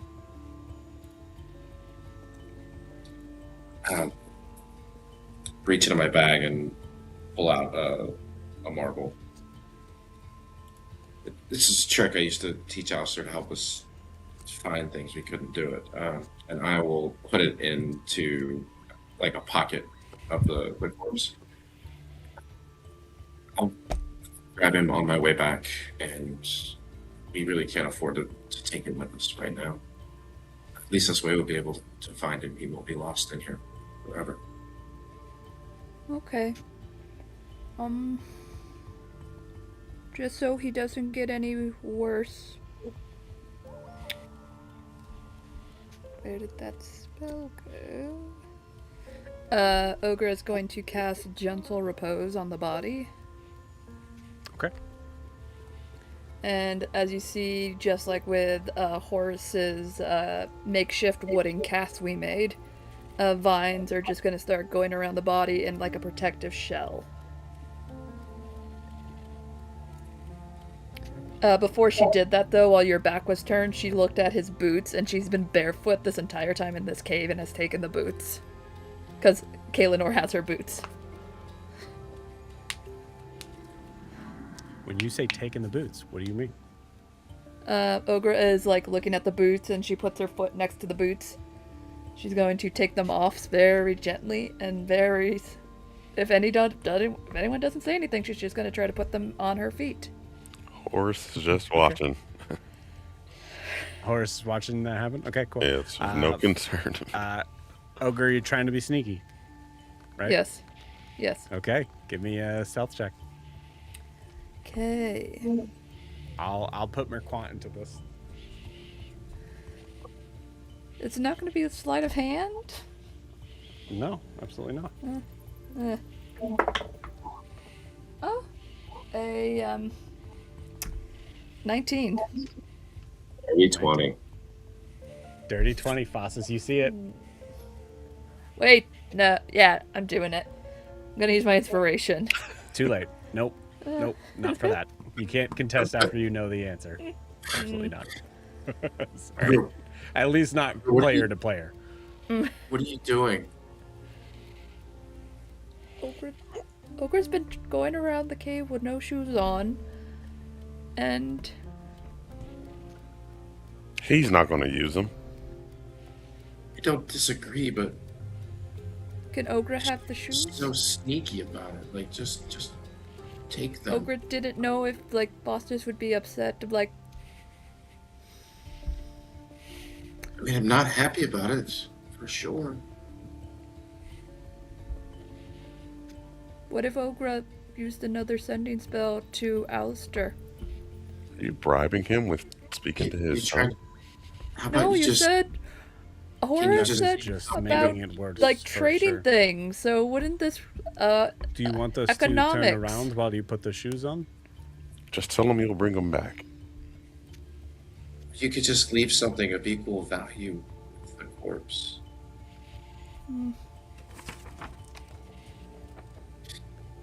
Leave him some more sand. Ogre very, You see reluctantly Merquant pulls out... smirk and kind of like chuckle at that. Very, very disrespectful for a person of the church to do that. To laugh at that joke. Ogre will take out the entire dining set she stole from that one ship and put it on the body. No. Ogre. Do you have 5 gold, Ogre?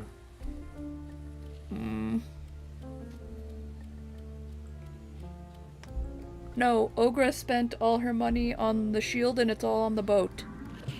What kind of boat did you steal the set from? This was a while ago. Ogre can't remember. But Ogre had to forgive pay... me, I'm very unfamiliar with certain foreign practices for funeral services. Is this a part of it, or can we... Yeah. I guess you guys, sure. I'll lean over and put 5 gold into the palm of Eli's hand. Ogre will take the dining set out and put the pen she got from Horace into his pocket. Was that dining set for the DM Merlin Loke? Okay. It was not. Okay. I didn't know what kind of boat it came from. Whole different thing we did. Awkward dinner. I believe it was from T-Walls. It was, Dining yeah. set, correct? Mm-hmm. Yeah. Ogre just really liked it and just kept taking stuff and putting it in her hair. Oh, that's an interesting sort of thing. Faustus. Yeah, Faustus, roll me a history check. Oh no, no way. Oh, hey! Look at that. I got an 18 plus 4 is 21. It's not, it's 22. Sorry. It's 22. I got 22. Cool. Awesome.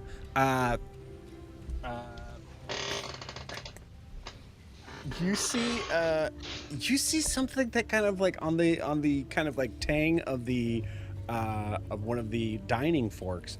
You see this little like sort of symbol, this little sort of like etching of letters in there, and you see it is TKHC.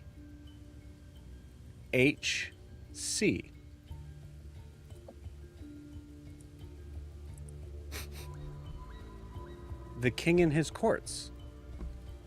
This is a set from Eisenheim, the capital, where you're going. Sorry, if we could just all just step out for a second. Ogra, where did you get? Why do you have? That's from Eisenheim. Why do you have that? No, it's from another boat. No, it's not. It's. You see that right there? You see? No, stop, Ogra, please. The letters, you see it on there? Maybe it was on a boat, but it came from Eisenheim. Why do you have it? Ogra was on a boat. She liked it, and she took a few, but then the cook got really mad, so Ogra thinks she gave a handful of gold for the rest of the set. She was going to make a wind chime out of them, but we haven't had time. Just to be clear, you stole No, Ogra gave money for it. after you were caught. Well, they were trying to give Ogra some other sets, but Ogra didn't want those. She wanted these. And the cook let her do it. How much did you pay for this? A handful? Ogra doesn't know. She just gave him a handful. Joe, how much are these worth? I'm going to say with that roll on this, it's hard to say what these are worth because they're not usually found outside of the Eisenheim proper area of the capital. This was probably like there's a world in where this silverware, this dining set, has quite the story, as it was possibly stolen from a very established person in the kingdom.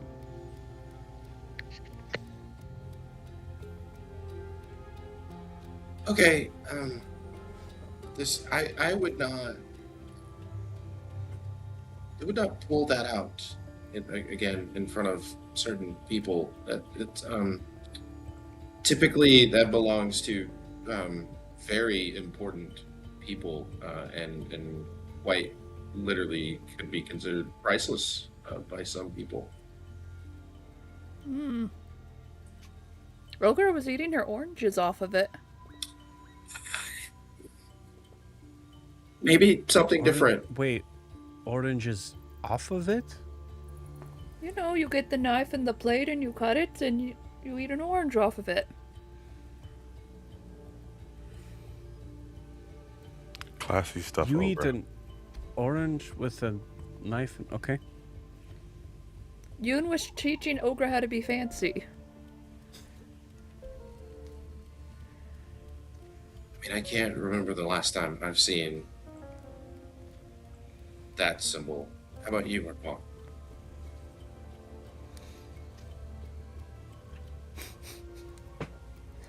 Let's have a conversation.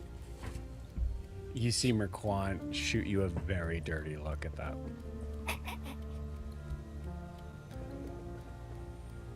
Maybe not. I bring it out. Okay. Oh, okay. At least while we're in southern Imea. Then again, it might come in handy. And I'll look at Horace in the right company. So Ogre can have the boots?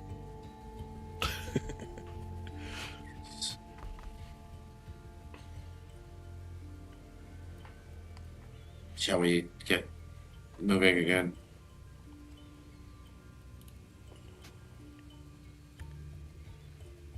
Ogre. First off, everybody rolling perception check. Perception. Nat one. 13. 14.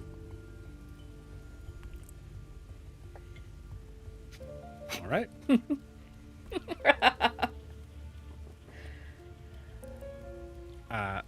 Ogre, seems like you're able to keep the boots. What do you do with them? She's just putting them on. Okay.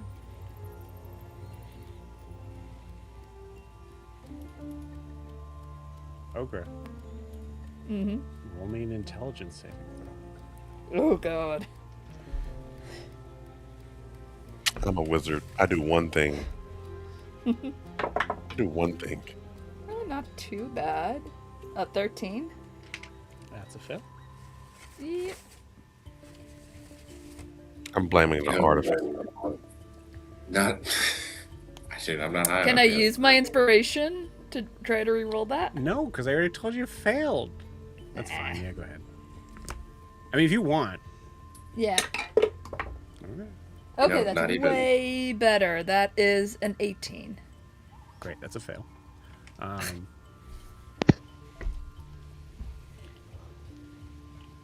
Ogre. As you put them on,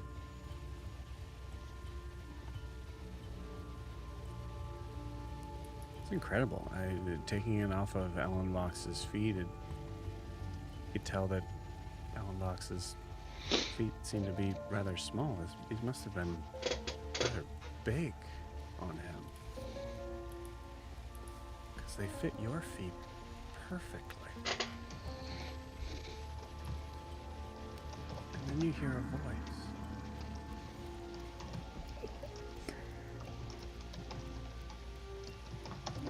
Ogre. They're coming for you, Ogre. Time to move. And I'll allow you to re-roll that perception check.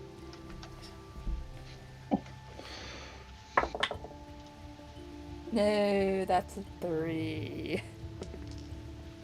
Okay. You got it. Yeah. So you hear this. What do you do? I think, like, she's just going, does anybody hear that?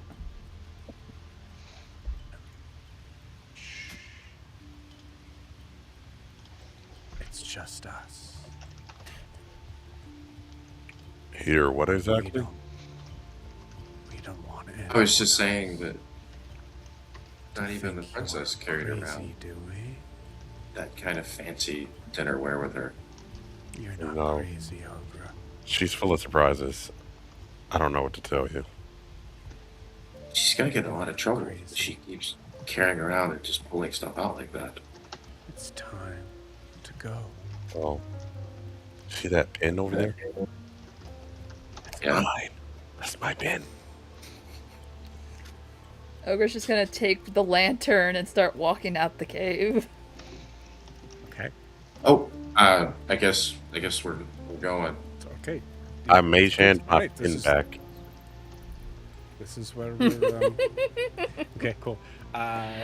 Ogre, you hear it's time to go, and as you move, all of you start to hear whispers coming from the south end of where you came in.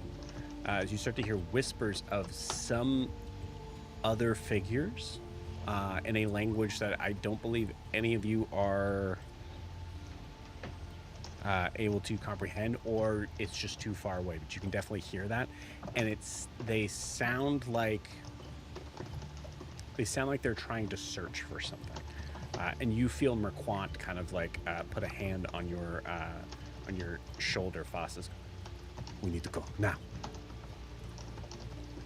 Yeah, of course. What do you know who's coming? We need to Do go. you know who that is? Okay. You feel like Foss is your like the one thing Merquant does not have going for him is like physicality. So you do feel like him like trying to kind of force you in a direction you could easily, maneuver off in. But yeah, you hear that sense of like we need to go now. We need to do you guys do so? Yeah, I hobble along as fast as I can. Um,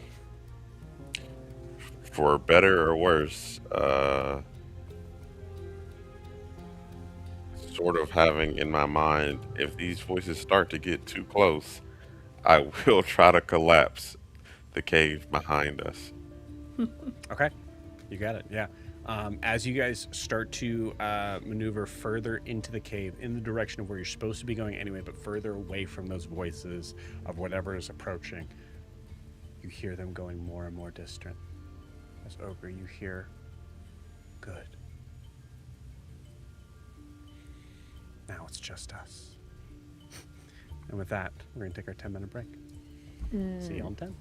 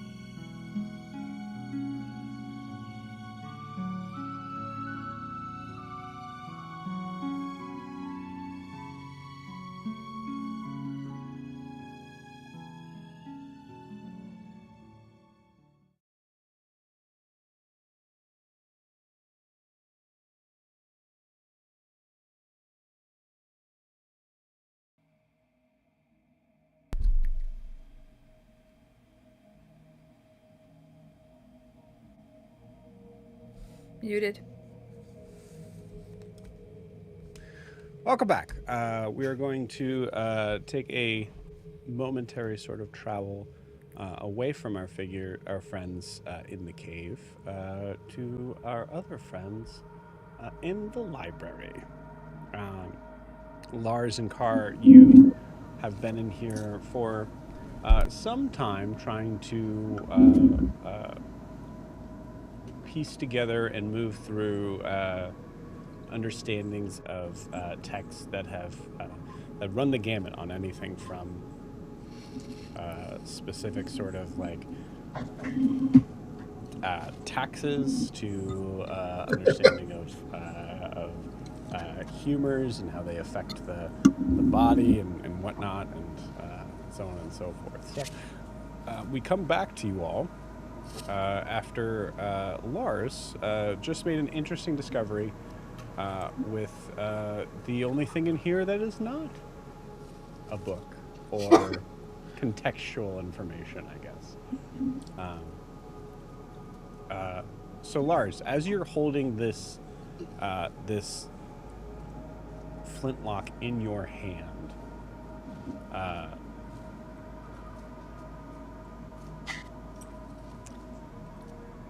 go ahead and give me a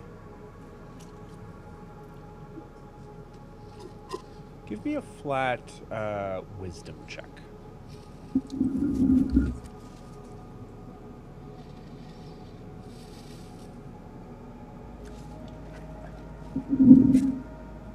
It's 9.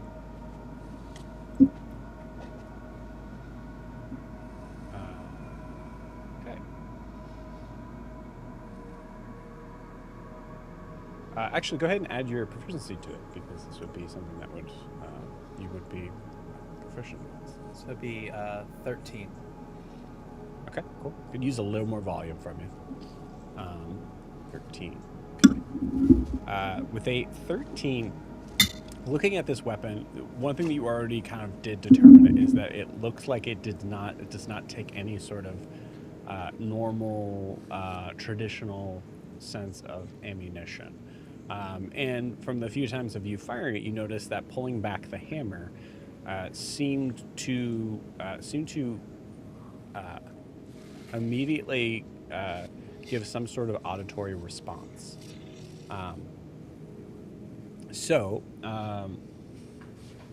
In that, you, I'll say with a 13, you're able to glean that there is something to do, there's something that is involving the hammer and timing that connects to what this weapon can do. And I'll say if you are spending the next hour or so with it, I will allow you to attune to it. Yeah, he's probably gonna do that. He's just gonna pull back the hammer, slowly slide the hammer back, and judge the timing and the sound, where it's coming from. Beautiful. That is exactly what I want you to do. Abandoned, quick. Take it back, take it back. You hear a voice Run respond to quickly. you, Lars, my love. No. You also got a cursed weapon. You also get a cursed weapon. You get a cursed weapon, and you get a cursed weapon. Oh no. Great. Okay. I think that the generality of this is set and done. But Lars, knowing this is going to take some time for you to be able to kind of connect to, you can go ahead and add in the banishment flintlock to your inventory.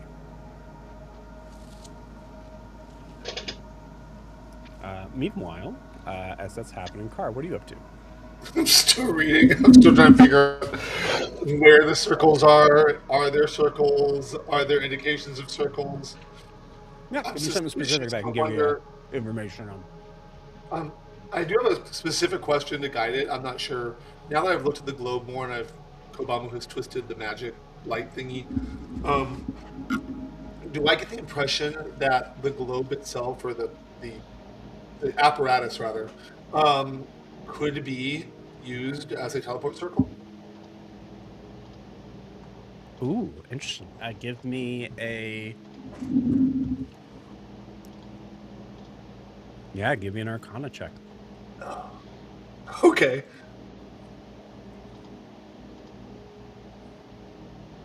$17. 17. It is interesting, the design of like where everything has been placed in here, where the book is that seems to be gathering contextual sort of knowledge that is right next to the globe that has these specific things, these specific sort of pieces that seem to be hidden from anyone who would even come in here. It took a little bit of finagling just to be able to kind of understand how the general sort of measurement of this works. Right. With a 17, what you know for sure is that it does seem like someone was able to transport themselves from this general area to somewhere else. That I can give you. However, if I'm reading, because I'm not sure how it works in your game, or I could even have the spell understanding incorrect. If I'm going to use teleport circle to travel, my location I'm traveling from is less important than the location I'm traveling to. I need to know the circle where I'm going. I thought. Yeah. Well, absolutely, yes. So, I think, so right now honestly, I'm only kind looking to see. Sorry, go ahead. nothing about this connects with the concept of what is traditionally known as a teleportation circle. Okay. From like what you're able to see. So okay.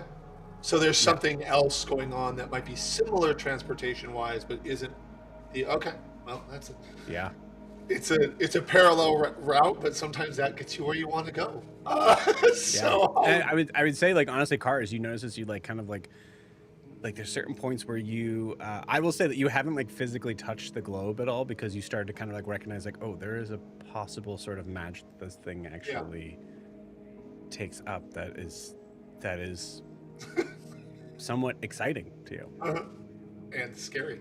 Yeah. So okay. Well, I mean, so I'm gonna right now. I mean, Carr's trying to be wise. He wants to read as much as he can about the concept before he starts touching things. He's also going to do something else just in case. So basically, here's his goal. He's going to find the book that's like The Weight of Being Watched, I believe was the title. And he's going to put that in his bag. Okay. Just so you know, his intention is not to steal it as much as it is. He's going to read it, but it's more important that he learns the teleportation thing first. So once that's in his bag, he is going to do the reading that as much as he can. If that doesn't lead to anything, he will start physically manipulating the globe or other things. And if that causes him to go poof, meaning like be somewhere else, then he will have the book to read and hopefully find a way to return it. Because he's not trying to steal it as much as keep it nearby so he can read it. Now, if he doesn't go poof or goes poof and comes back, then he'll read the book and put it back. He doesn't want to steal anything from the library. So his goal is just to make sure that he doesn't lose access to the information that was written in that book. But he also doesn't want to read it first because he knows how dangerous that information is. Because the last time he started toying with the information, he was threatened with death. So he's going to just like, I do want to look at it, but maybe not first. So the order is read, manipulate, book. Okay. Cool. All right. So you're trying to. Sorry, I'm just connecting that last part there. So you're trying to read through give me the title one more time. Any of the books I'm reading, like the book that won't turn its pages, if possible. Any books related to. I mean, I can go through and let me open up Discord again. Yeah, I need a specific one. There's too many on my list right now. Let me see. I know he sent it to me yesterday. I just gotta find it. One moment. It's being difficult right now. It should be. I sent you a load of it. Oh, you So it did. should be- It's just yeah. Discord for some reason is not getting me to my private messages. I don't know why. It's very annoying. So let me see. I'm only there. It is. Okay, good. It worked up. Okay, let me see.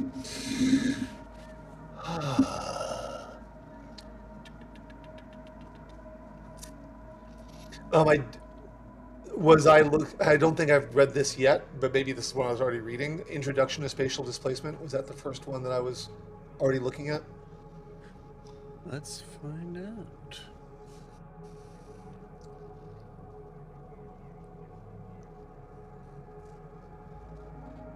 Oh, there was the weight of being watched was another. That's the one. one I just put in the backpack. Okay. Okay, so that one you're just putting away. Yeah, I don't want to read that one yet. Okay. Yes, I think you did read Introduction to Spatial Displacement. Yeah, you did. Before. You did read. Okay, so that one I've already read. You opened up, Lars, the Breacher's Handbook, so I would like to look at unverified reports of duplicate arrivals next. Okay. Cool. Yeah, you open this up and you see that it is more of a historical document than anything else. That is actually marking several sort of pages that you see are wildly different in like grammar and sentence structure, and it takes you a little bit until you start to kind of notice that these are actually translations from previous earlier sort of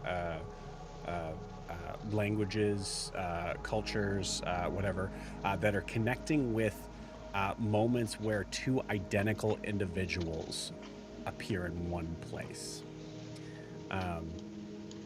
Some of them are, the like later sort of markings of them notate on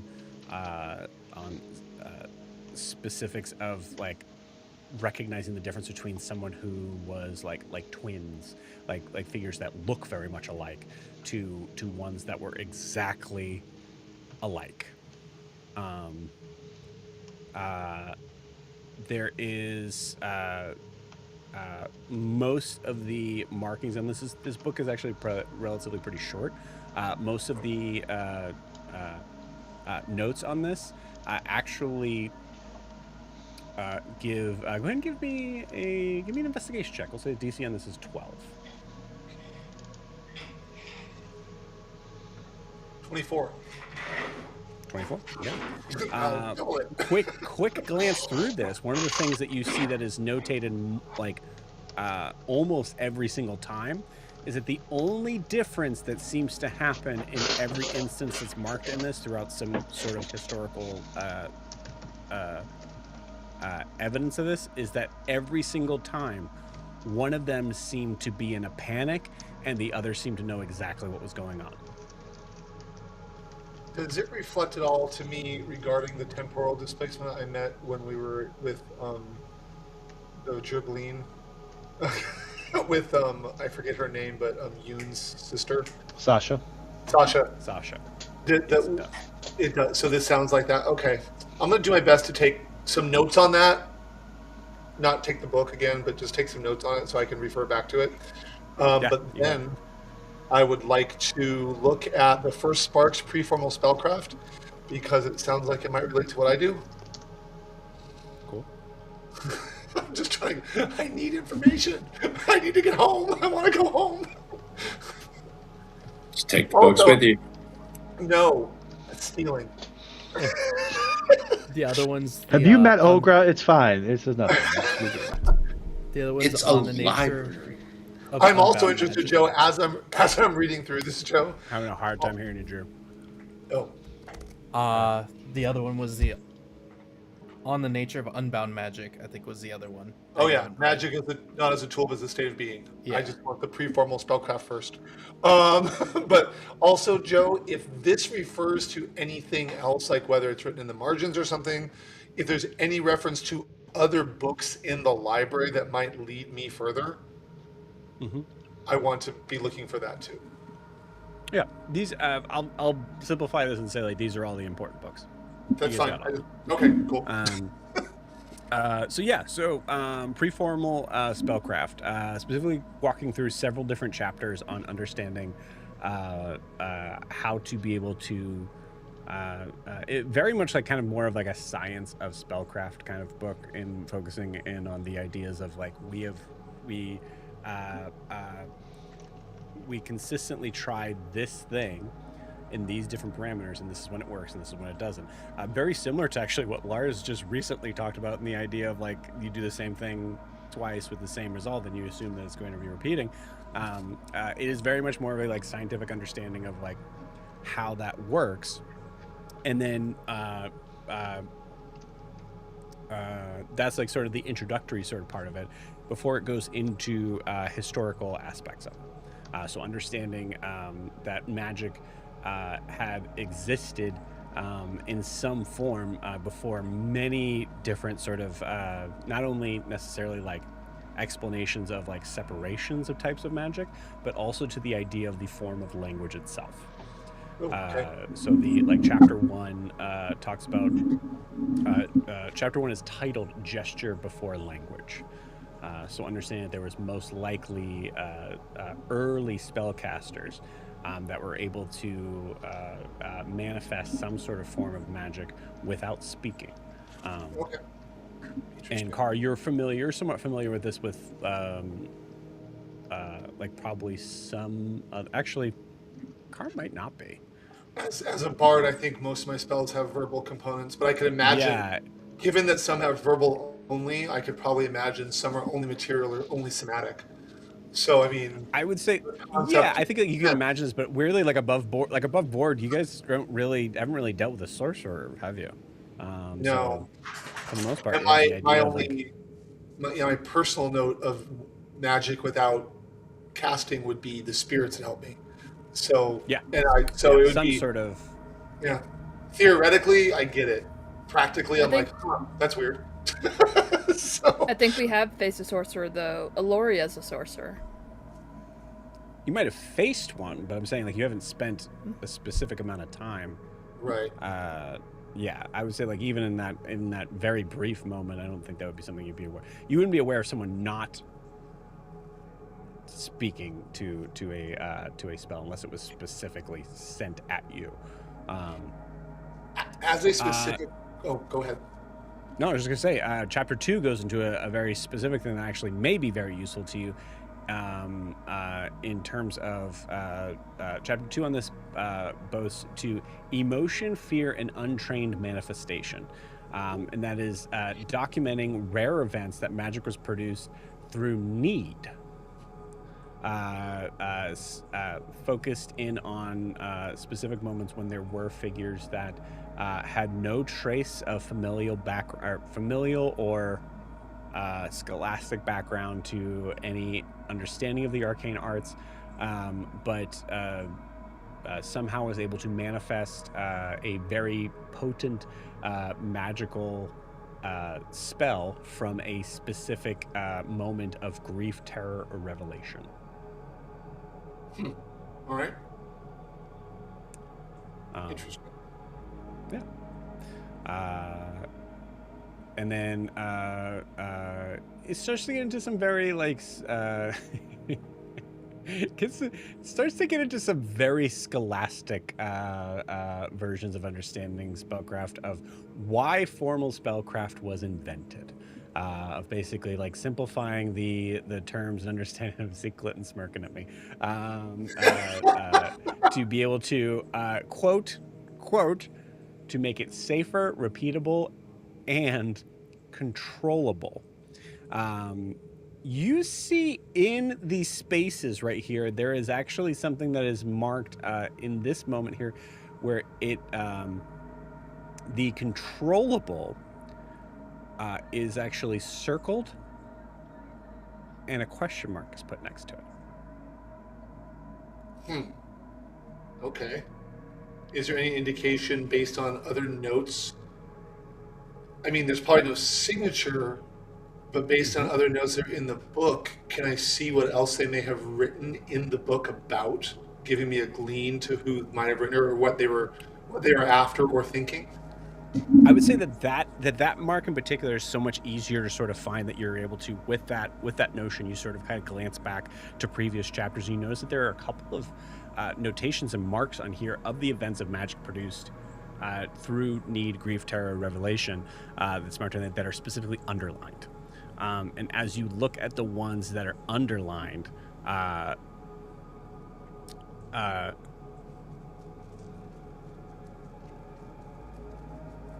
the ones that are underlined are specifically ones that are marked as terror. And I would like you to roll me an insight check on this. All right. Insight. Not very good for me, but okay. Insight. Or nature. Actually, nope. I would take nature as well. Oh, nature. Well, okay, I'll take nature, which will add 2 more, 13. 13. Okay.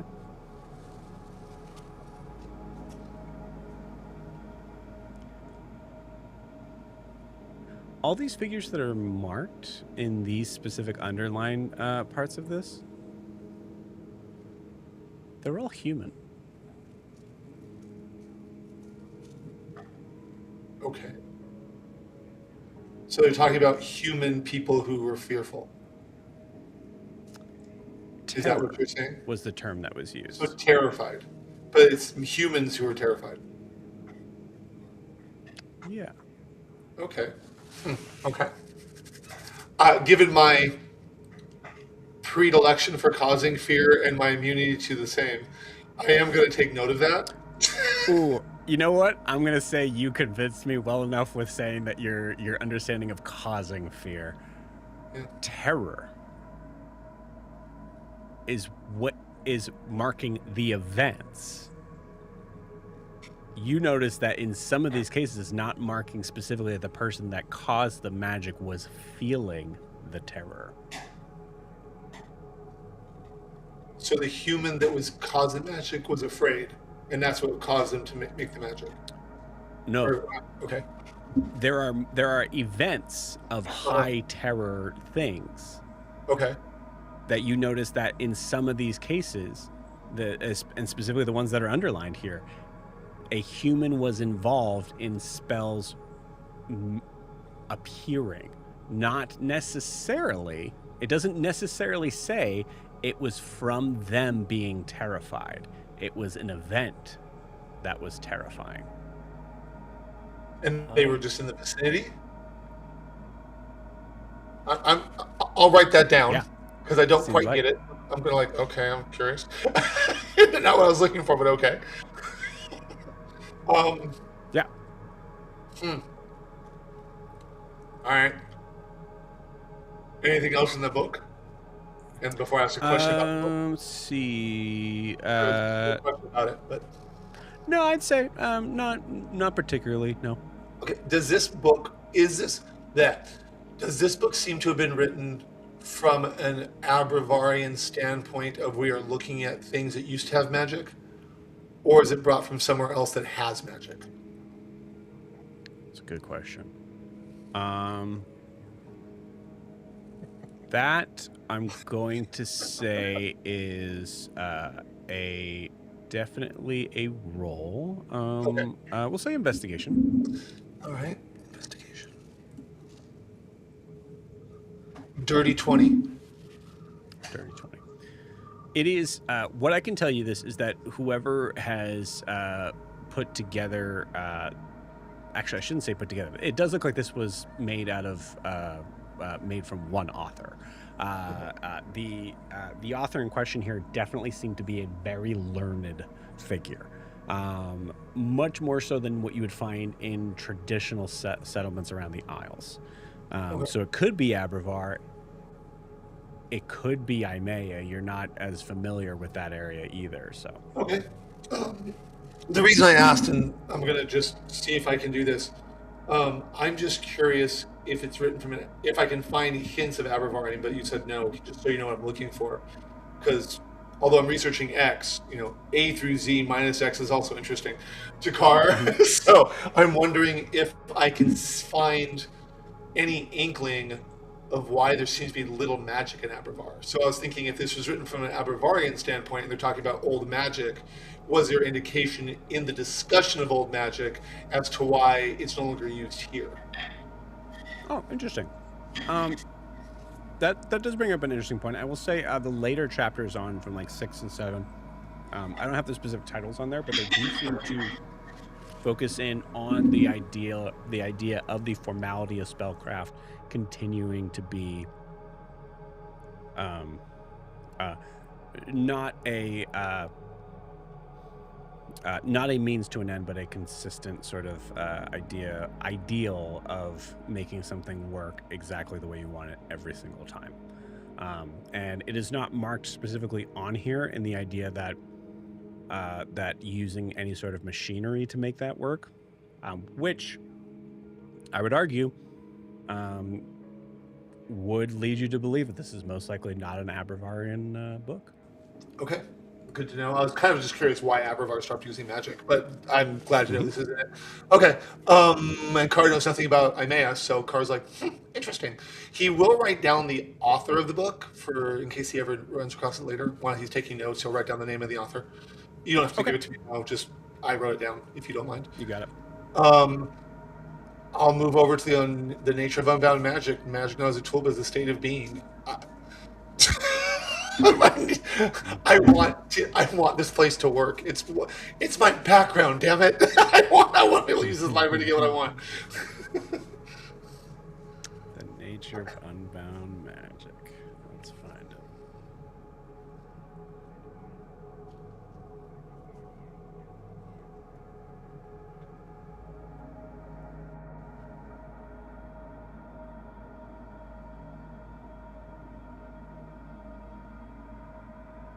There we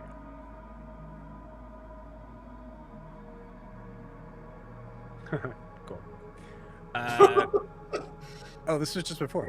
Yeah, this is cool. This is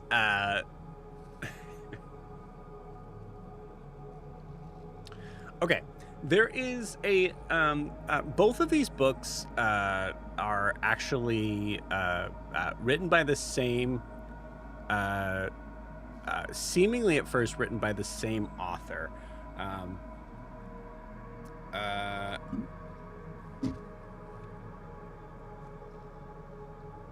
One second.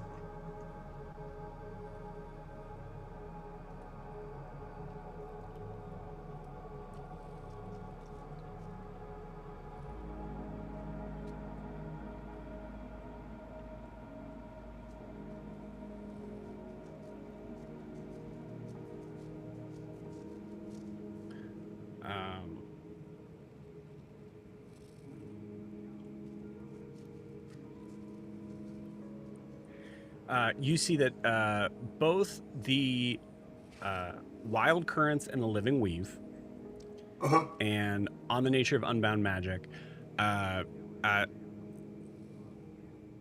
seem to be written by what looks to be the same author, because they are both marked on the side of the bindings of the name Vire, V-I-R-E.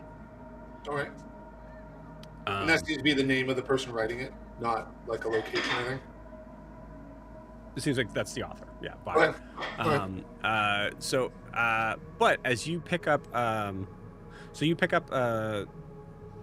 the Nature of Unbound Magic, and you see, looking through, like, kind of like going to the beginning, you see that the author's name is Dorian Vire. Dorian. And you notice, like, right out of the gate, it seems like this text is arguing something that wasn't really addressed, as if this is like a sequel. Which one's the sequel? The Nature of Unbound Magic or the Wild Currents? What you're looking at right now is the Nature of Unbound Magic. Okay, so this is the sequel to something, and the two of them were written by the same person. I will then go to the Wild Currents and see if that's the first one. As you look at Wild Currents and Living Weave, you see Kalian Vire. Kalian? Kalian. K-A-E-L-I-O-N. And these are old-timey fantasy books. K-E... Spell it again, please. K-E-L-I-O-N. So Kalian the handwriting is there any indication that there's a similarity? Because it seems like one might be the son or the father or the daughter of the other. It definitely seems like they're related. Okay. Interesting. Let me write that down. Okay. All right. Do I glean anything from these two? You absolutely do.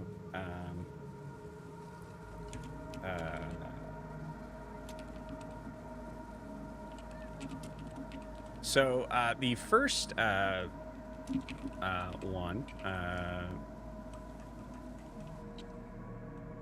Oh, sorry.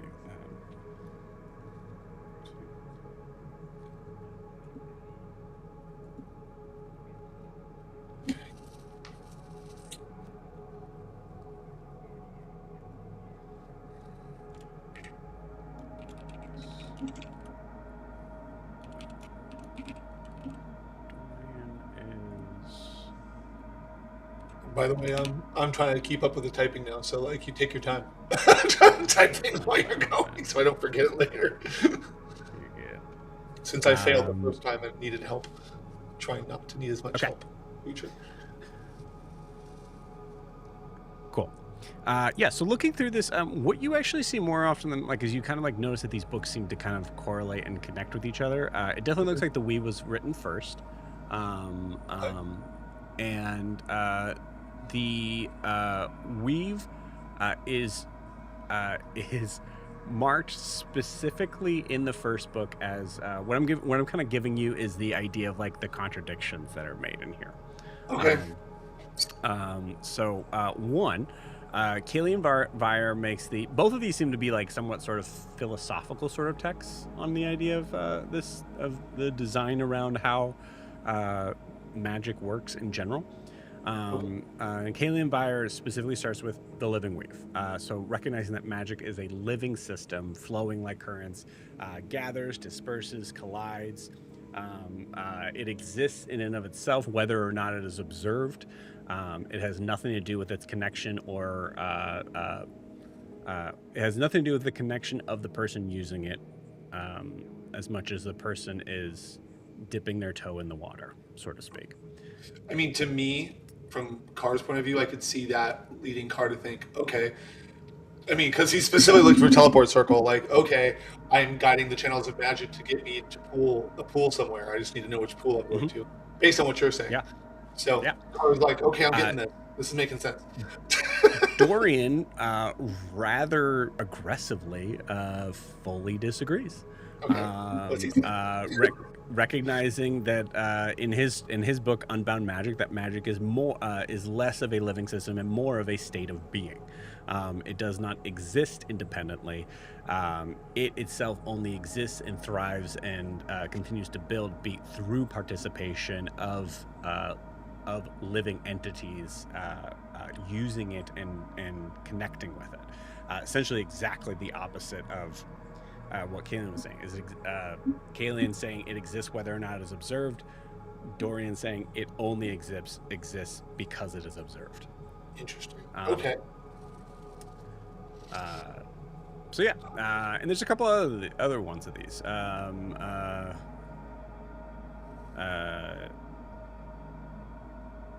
There is one sort of part here that seems rather interesting to be even arguing the point of. You see a specific. I have these marked in their contradictions of it, and so one of the marks of contradiction is the role of the mage. In Kalian's perspective, the mage is the disturbance in the weave, the one that redirects existing currents.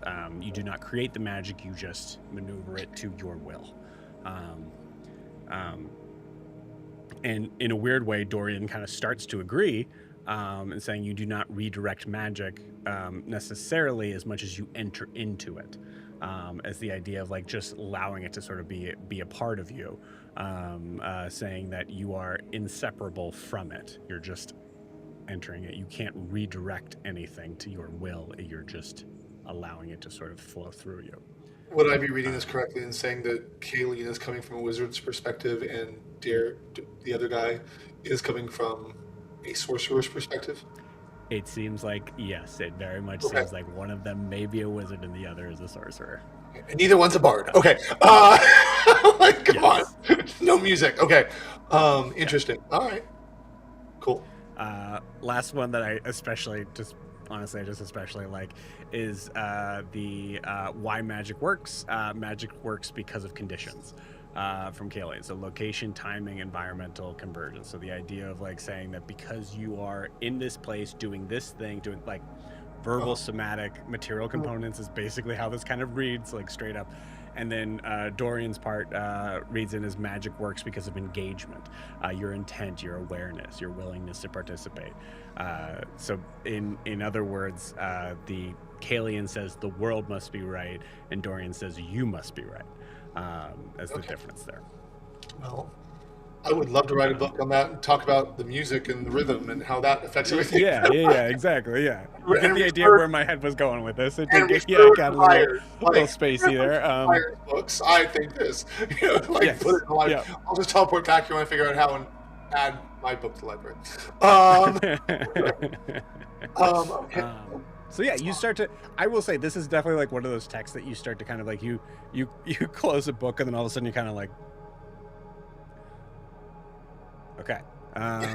Moving on, like you were transported for a moment. Now you're having to kind of come back into the world of you seeing Lars kind of like just messing with the gun. Okay. I'm running out of the books that seemed more obvious, but I do have. If I have more time. I would say there's one other that would be pretty dang interesting to look at, but as you said, it's dangerous. Yes, have already looked at Introduction to Spatial Displacement. Yes, that was the first. Okay, I do want to take a glide before I do that. Before I do that one in my backpack, Primary Alignment Codex. What's that? Because I'm looking at things that might refer to this. I know what's in my backpack, but I want to know how to teleport before I get killed. I will tell you this right at the top of my head. That would not be about that. That's fine. Okay, I'm cool. Pretty dang sure, but okay. I'll check just to be certain.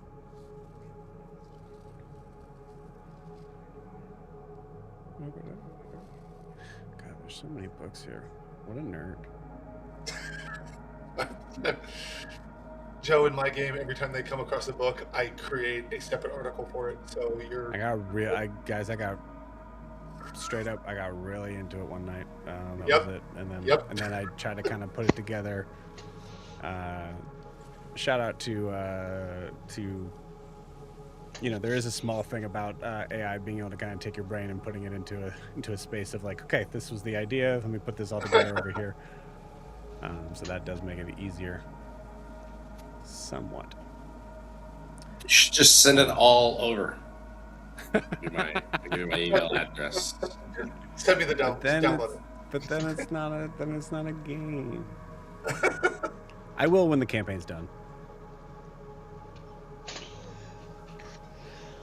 That just sped up Alistair's into the campaign roll. All right, let's get this shit going. So in like 6 weeks. Close it all up. I cannot. Let me just. Considering how much we've connected so many campaigns into this one.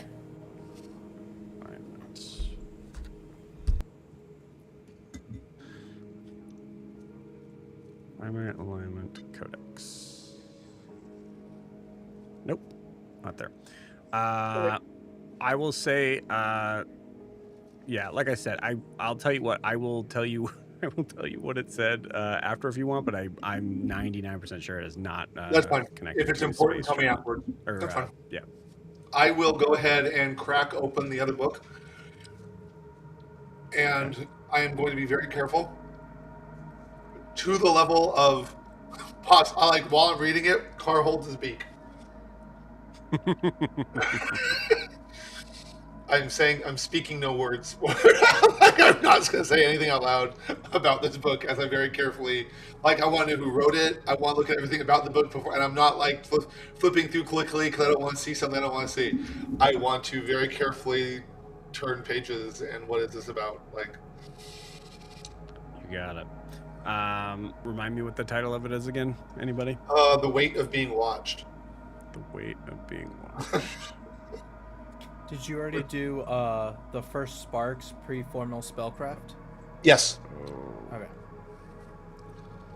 I do not mind you asking me these questions at all, Drew, because I don't want to miss something I want to get out. Yeah, I'm just like rereading because I think the rest is all on.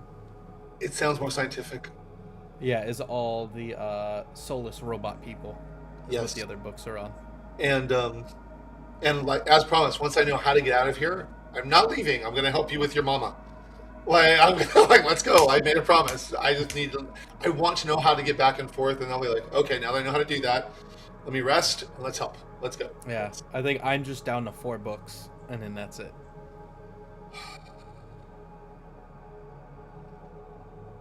I wish we had a weapon for Cabal. I don't know that. Although once we leave this room, we can ask the Tanned twins to see if they have any. It depends. If what is it, Tavern Brawler? If he's got that, he's good. Anything's a weapon. Well, yeah, but he's going to be more effective with something that does more damage. He's got claws. Yeah, but He's got his bare hands. He's not more effective with a giant sword. I mean, come on. Oh yeah, no, absolutely. He's just gonna take one of their legs, and then there's his sword. He might beat him to death with it. It's a giant club.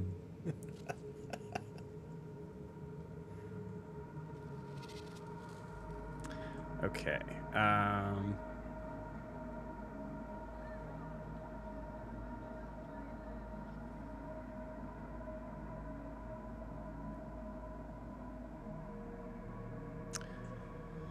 Okay. The first line of text that you read God, okay. says, "You are not required to understand what you observe, only that your presence ensures that it is there." We're going to pause you there. Okay.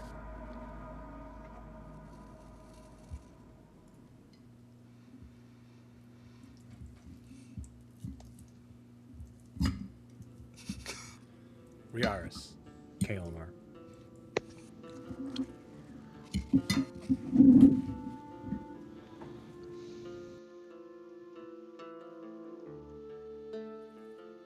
You are in a state of injury, anger, confusion, bewilderment.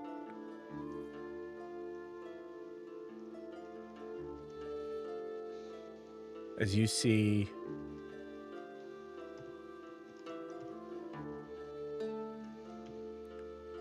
I think this scene sort of starts off with you guys kind of like off at a distance while you see that this younger figure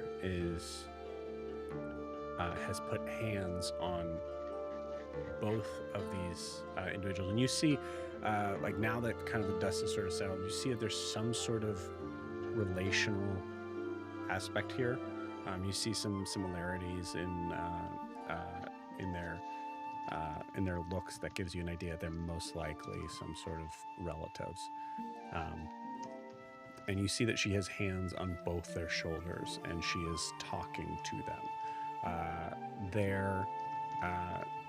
Their initial reaction coming back from consciousness was immediately going back into a rage, and she had kind of like forced them both down and have been trying to kind of calm them down and speak to them. This has been going on for probably about a solid 10 minutes, and you've noticed that just at this point now it seems to have started to kind of relax a little bit. But the scene is yours. You guys are kind of far enough away that you can be without, not within earshot, or you can approach.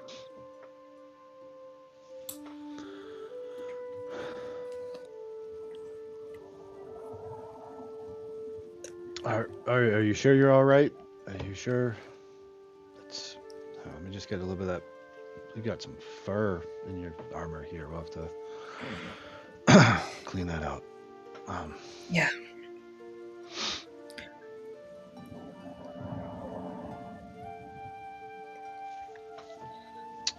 Well,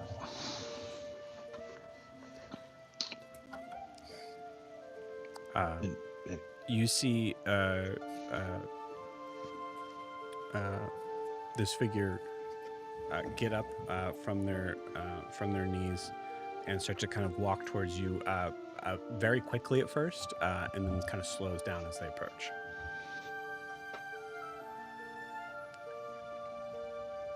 I'll hold up my hands, gesture of peace. No attack in primordial. No attack. No attack.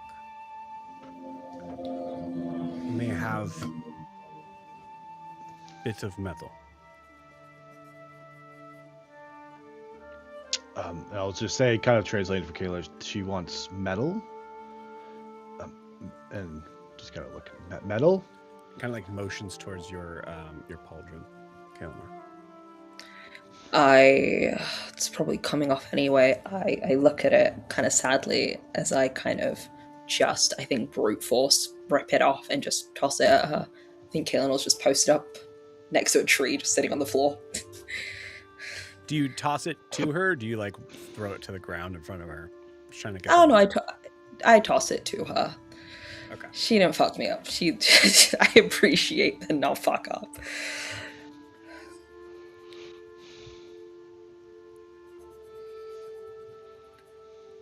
Not gift.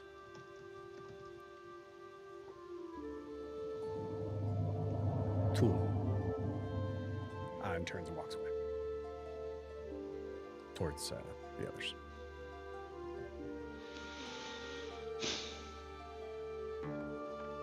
She said that to you in common.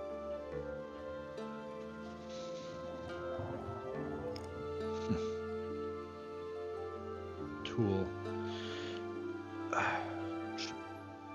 What is she gonna do? Sharpen her stick with it? That was mean. I'll vouch. It was pretty sharp. I mean, maybe, but I don't know. It needs to be much sharper. But should we? I don't. Part of me wants to approach, but I think that's also a bad idea. We can just wait. Either of you can give me a nature check. Oh, yikes. Or insight, I guess. Insight will make it a little bit higher DC. But... I'll do the insight. Oof. 15. I'm rolling hot tonight. I got another natural 20 for a nature check. So all right. I'll go with that. 23. You see this figure has moved back to what looks to be whoever they are. They're definitely elder to her, and you see that she is like showing them. You see her like kind of like knock it, and hit it with like her tools and like sort of like show them what it is, and then like puts it on our shoulder. Seems to be kind of like signifying the idea of like, okay, so this is what armor is.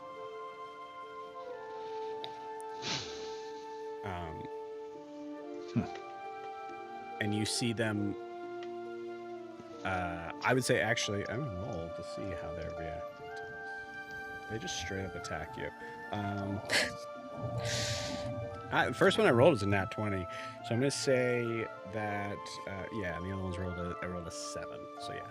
I think you see the older female, seemingly female figure seems to kind of like start to kind of like grunt and nod a little bit, and you see the other just seems to be more focused on like on checking their wounds and like trying to kind of stretch themselves out against better judgment from medicinal standpoint. Probably like you see like just like a little like kind of like trail of blood that kind of goes immediately after a wound that has been recently starting to heal.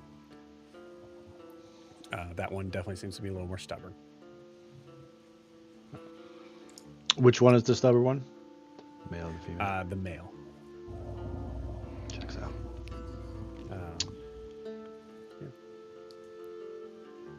Unless there's any more conversation. So after a few minutes, yeah, is there anything you guys say to each other during this time? I think Kaelin will, after a minute of silence, just looks between Riaris and a newfound trio of maybe friends, and just kind of inclines her head towards him and is just like, sure you're not better off with them? Don't want to be near a traitor, do you?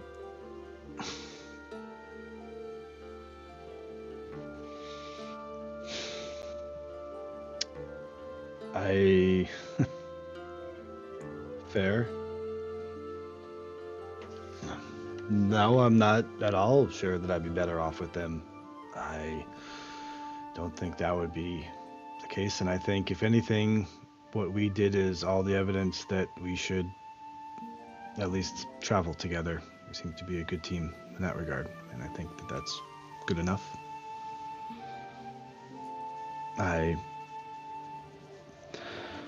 Sorry, I'm not good at these things. Sorry to have said what I've said. Not that I don't mean it, but we have other priorities. Why are you apologizing? You meant it. If you're going to mean it and call me a traitor, you might as well say it fully.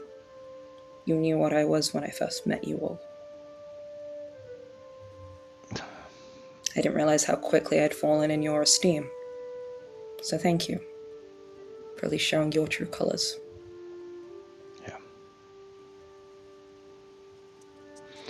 Yeah, well, I guess that's that. Maybe, to my people, I'm a traitor too. So maybe I don't know. Okay, I was angry. I was upset. I wish you would just tell me things, and I probably wouldn't say that if I had time to think about it, but I don't know. Maybe I'm sorry I said it, because this conversation isn't easy to have, and I wish we didn't have to have it. It'd be better not to have it, but we're having it. And here we are.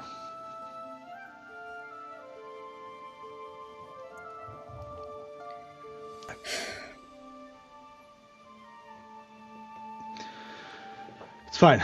It's No, I it's not. get it's Riaris, different. It's different place. What? shut up. And I think Kaelin will begins to think back at what Ilian said about giving him grace and being more open. What do you want to know? It's me offering an olive branch or a branch of some sort. I will answer questions if you will ask them, but do not expect me to go bearing my life story to you.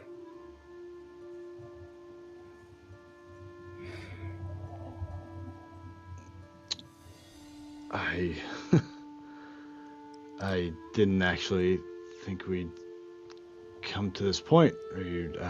Okay. Well, now I'm on the spot. Well, I think right now I want to know what you want, whether that's with where we're at, where we're going, your family, or us. Those might all be different questions. I think I just want to know where you go. So I'll shut up. So your question is, where would I like to go? Right? Sure. Well, to put it simply, back to the ship.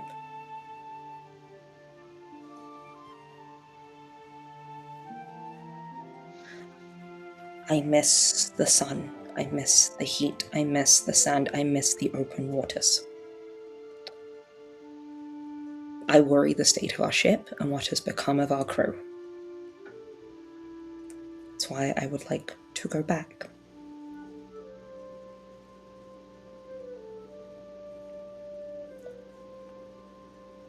That is what I want right now.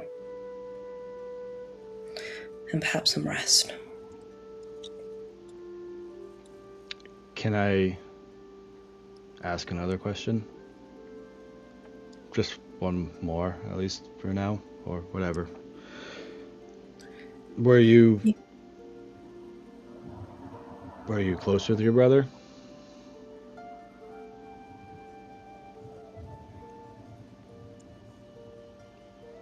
Kind of. We have a significant age gap. I was his shadow in almost every way. I look up to him. He is very smart and very clever and very talented.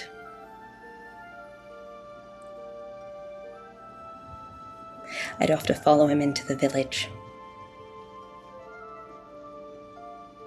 pestering him, bothering vendors, trailing behind him with loose rocks and stones and seashells, if anything a child could find. And he would indulge me at every turn, even though he should have been doing his studies or training or being more devoted. As we got older and time progressed, our relationship grew distant. Not through choice, I don't think entirely, but due to circumstance. He grew distant, focusing on his studies, and I grew restless. I was wandering off more, causing mischief, if you'd believe it. But somewhere deep down, I knew he cared for me still. That's why I won't get rid of this. And I think you see her point to her shield. This was a parting gift from him.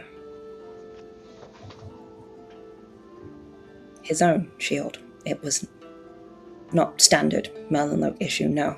He was too resourceful and fancy to ever follow regulation, even though he should. He was better at following rules and regulation than I was. But he gave me this, and a little note.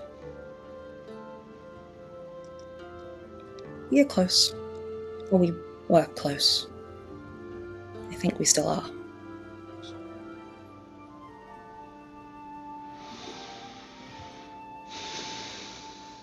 Thank you for sharing that. I get it.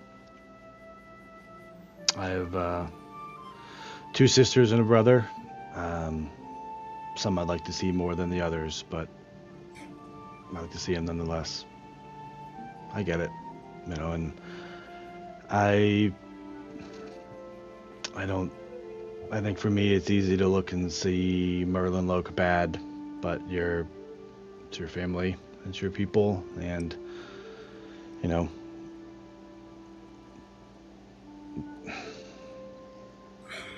sorry, I get it, and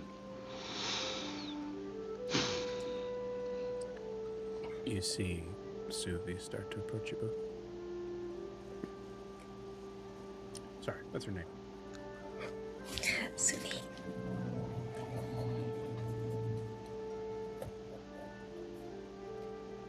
Thank you for sparing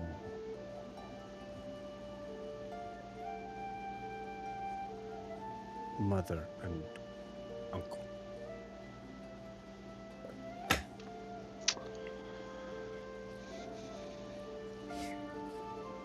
you're welcome. Uncle would like to speak to woman fighter.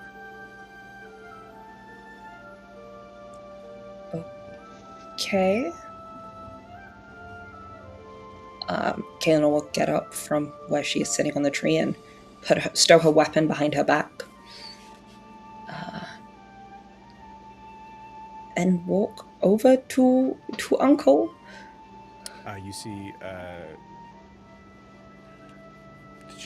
did she introduce herself? Did I say that? Suvi. Kay.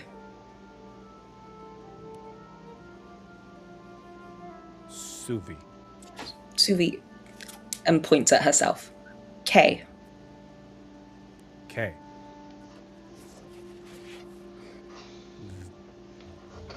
Very important leader to have small name.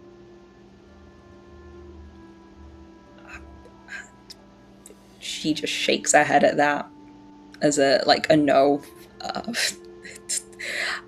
And I think you see her start to stutter over her words and being like, no, I'm not a leader. He is leader, and points at Riaris.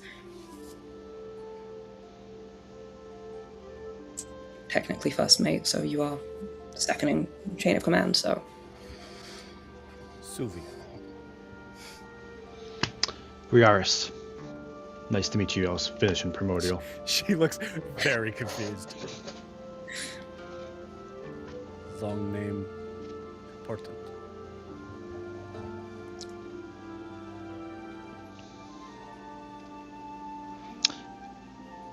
Short name less important. No less important.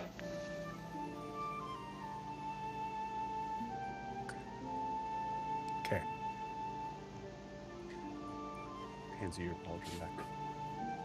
Thank you. It's kind of useless to me now. I can't attach it, so just puts it in a pocket. Gavrot.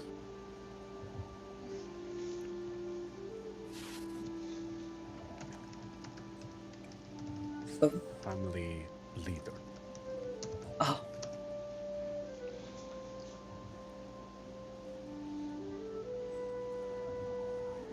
And he wants to talk. Speak. He talk. I.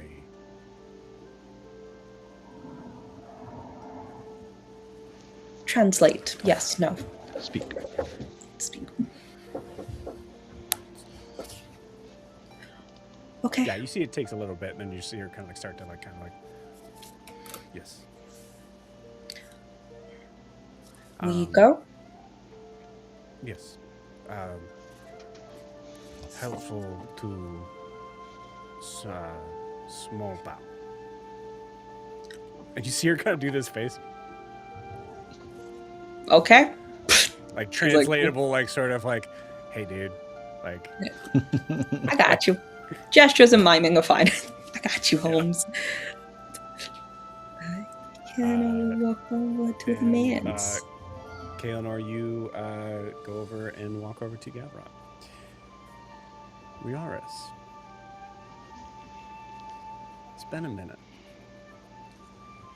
Roll me a wisdom saving throw.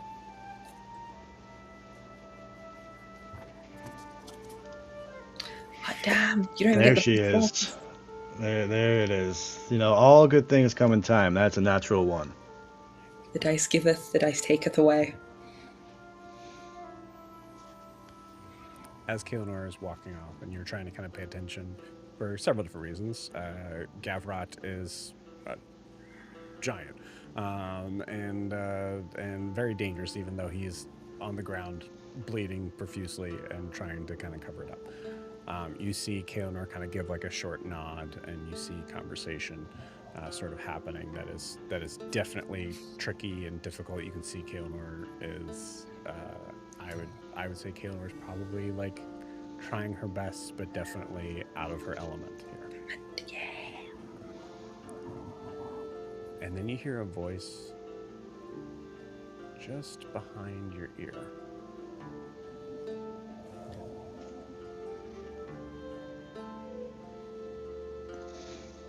I don't know, man. she hasn't told the truth up until this point. Do you really want to get involved with this? You turn and look and you see a very similar version of Riaris.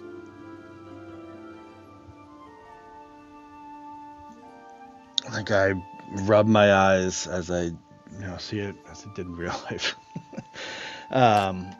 Yeah, like taking a moment to like rub your eyes to like hope Yeah, they go away as you do that, and they don't. Yeah.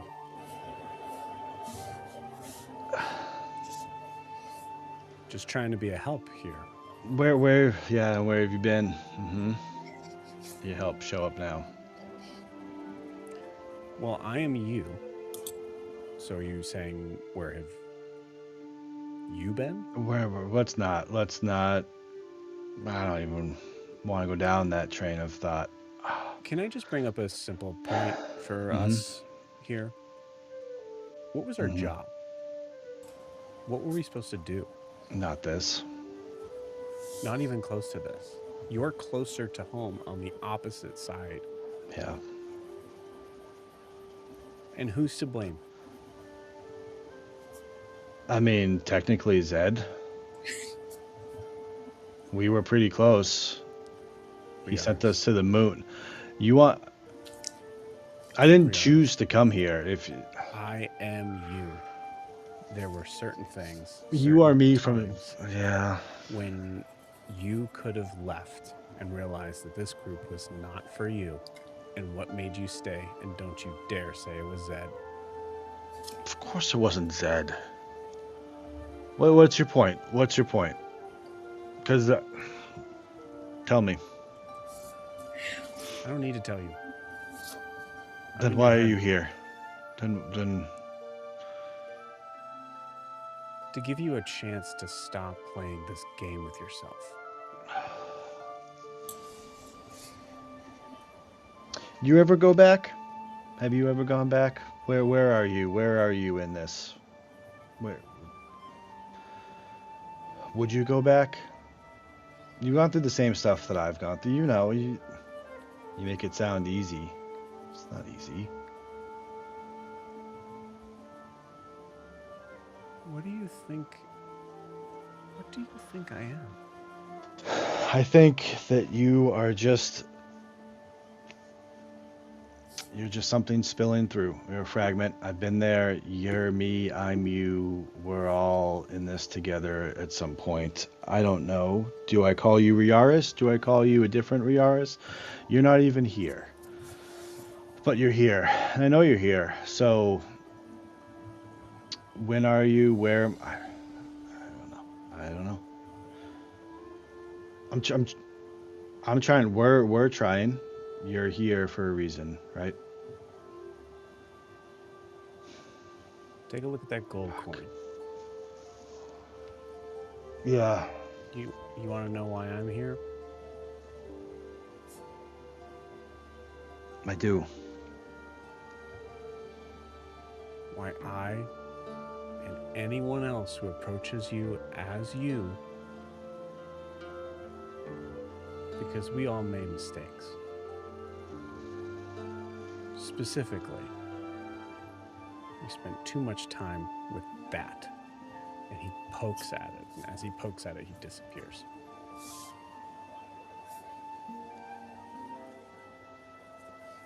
And to be clear, he's poked at the coin. At the coin, yeah. And you actually you feel it. It doesn't move. It like vibrates.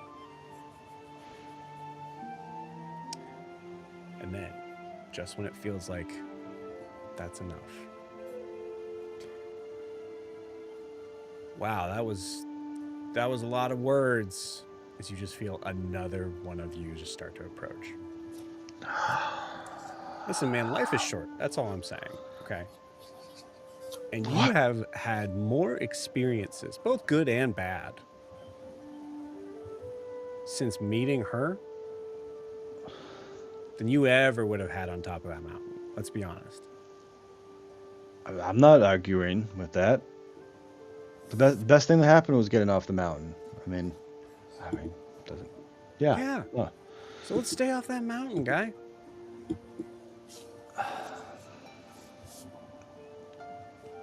Yeah. And Look, what do you he is feel? right. Well, he is right. Just the only thing he is right about is that we are, versions of you that, you know, flew a little too close to the sun. But the thing is, we've all had experiences that led up to that point that were, good and bad.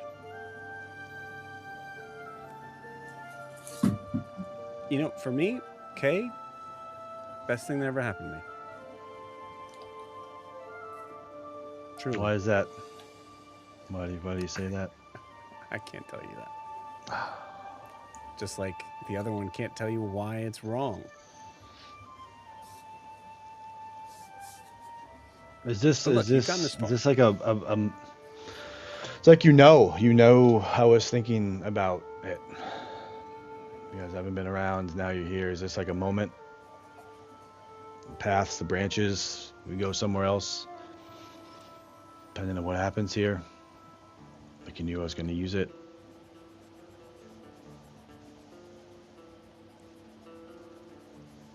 When you first saw the ocean, did you think about, hey, what if I step on a fish? Is that your first thought? What? What? No. You're worried. You now have an ocean of possibility in front of you. And what's even better about it is that you recognize that it exists. It's like you're able to see an ocean that no one else can see. And right now, you're worried that if you take a first step, you're going to step on a fish. You might. Why are you worried about the small stuff, man?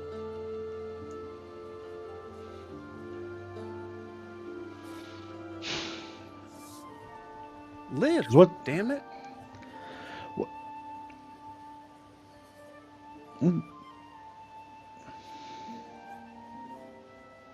I don't even know what that means. I'm trying. God, spirits just. I don't know which way to go. It's not about stepping on fish. It's about getting lost somewhere, getting pulled out of the wrong current. I've only used this thing. I don't even know how many times. Once, I think. You guys have been visiting me ever since. I don't know what Oh, to do. you only used it once? I don't know. I think so. Yeah. Oh. And you're that sucks, man. Yeah. It was, Why? I mean, I used it a lot more than once. It was pretty cool. I mean, I used it one too many times, let's put it that way. But it's pretty cool. Don't use it. None of us are going to tell you to use it. But maybe you can give it another shot. I'm just saying, like you could, because it is really cool. And if you are going to, can you let me know? Well, wait, how's that gonna work?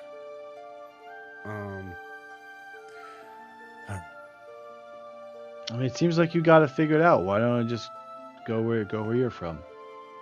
It's all working out.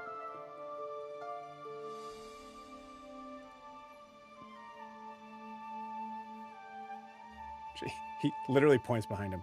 Didn't you hear what the other guy said? Yeah.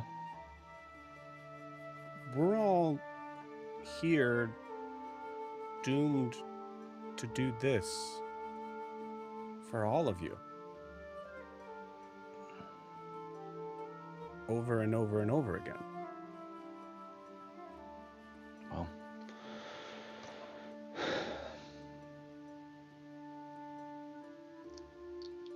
Is that my burden or is that your burden?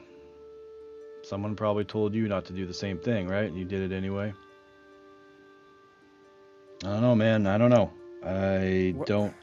I don't want. I'm not Yeah. using it. The more you talk about it, the more I want. I mean, I was thinking about it today. I was thinking about it, and now I'm thinking about it more. I don't want to think Yeah, about it, but don't you use it, know, especially if it's you don't know. I mean, I don't want you to do something just because you're being stupid about it. I want you to know, and then make that choice yeah, yeah. because it is really cool, man. It's we like it a lot. Okay. Well, let me ask. How do I know if I were in a hypothetical to use it again? Right? Mhm. How would I know when I'm getting too close to the edge? When did you know? Or was it too late?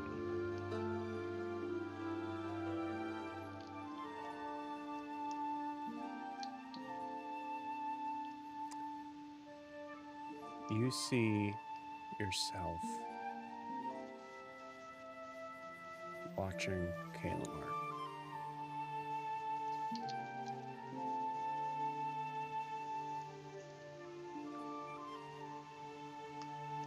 I don't know. I know that there were times when I shouldn't have used it.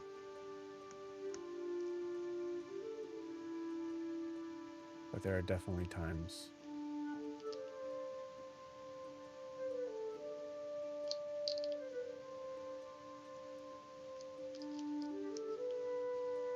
when I wouldn't have had it any other way.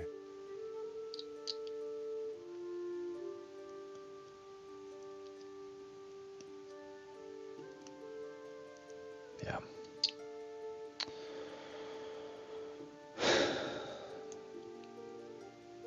Well, I don't know. I don't know what I'm gonna do, but Look, I know as much as you do that I'm not going to listen to me, other versions of me, as much as you were. Oh my gosh! Ow. you're right. Yeah, just that I wouldn't listen to other versions. Don't You're, listen to that guy.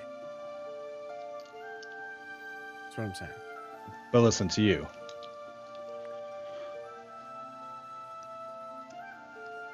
Yeah. Or don't, but Yeah. just don't. I don't know. I just. Yeah, I guess this isn't really helping, is it? No, no, not helping at all. Not helping at all. You know, No. Sorry, you'd think man. we'd have. No, it's. I mean, like I'm helping. I don't know. I can. You know, man. I can fucking go to other timelines and do things there, and I don't do it. I mean, imagine the things we could do, things that we could Yeah, do. it's But, so great. It's cool. oh, you're right. We gotta get off the You mountain and we gotta adventure. You're you right. We gotta yeah. figure that out. Yeah. Oh, you're And right. there's certain points in time where you seem like you're the smartest person in the room, and when you see that, that look of people that are like, how did he know that? Wait, you don't have that all the time? That's No, I not. don't get that. I don't get that at all anymore. Because it's you. And you always have that look on your face. Our face. Sure.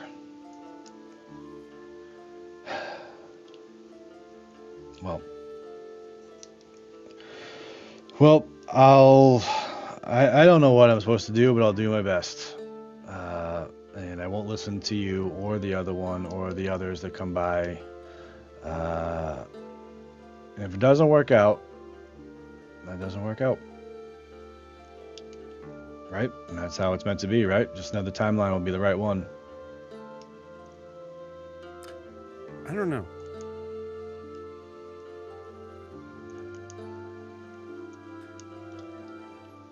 How many of us have you met? I don't know. A lot. I mean, what is a lot? 10?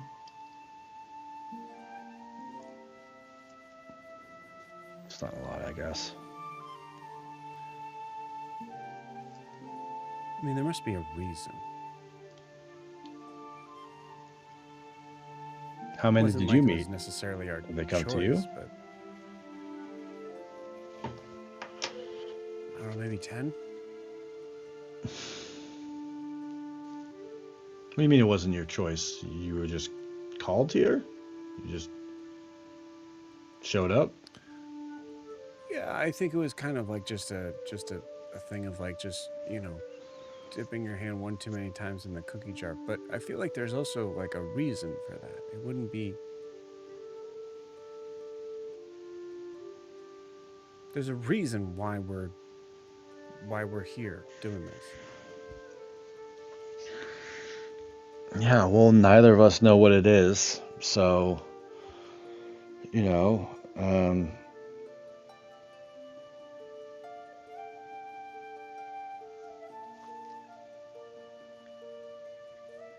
I think there's a reason too. I think there's a reason. I have the coin, we have the coins. I think there's a reason per the other one why we stuck around. There's got to be a reason, right? Yeah. Now, let Yeah, me I ask think you there is. something. For in your timeline, you ever meet someone called Horace? You ever run across him?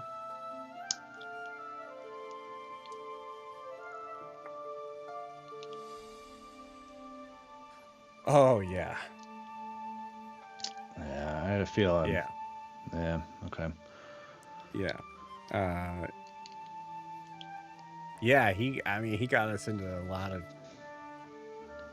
of trouble. Like I don't think I'm Yeah. supposed to tell you some things, but like yeah. It's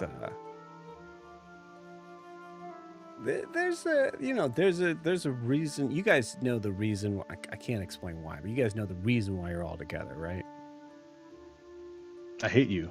It's like sometimes I feel like I do. Like What? you're here, you're like, here, I'm gonna be your guide. I'm not gonna tell you anything, you know. I'm No, not I mean that's allowed to. sure. So by who? I don't know, man.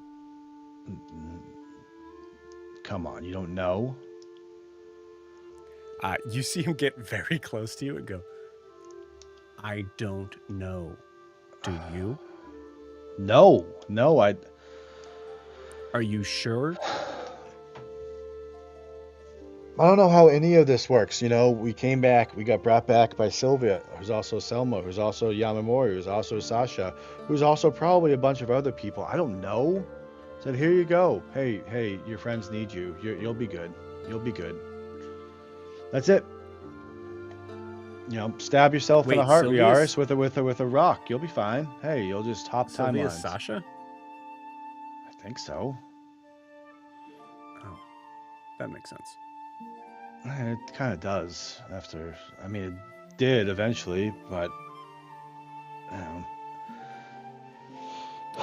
You see, as you're talking, you see Kalen is now seemingly tending to Gavra.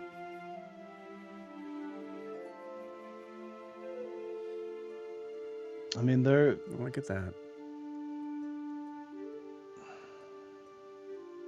Look at that. I mean, now would be the perfect time, wouldn't it? Just. I feel like I'd be running away. Do you want the other guy for this? Nah. No. No.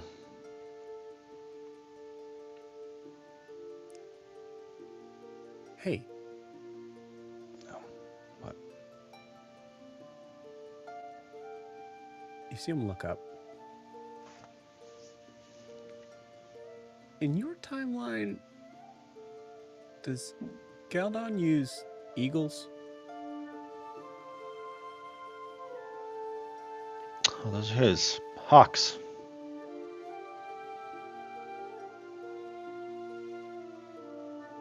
Okay. Why?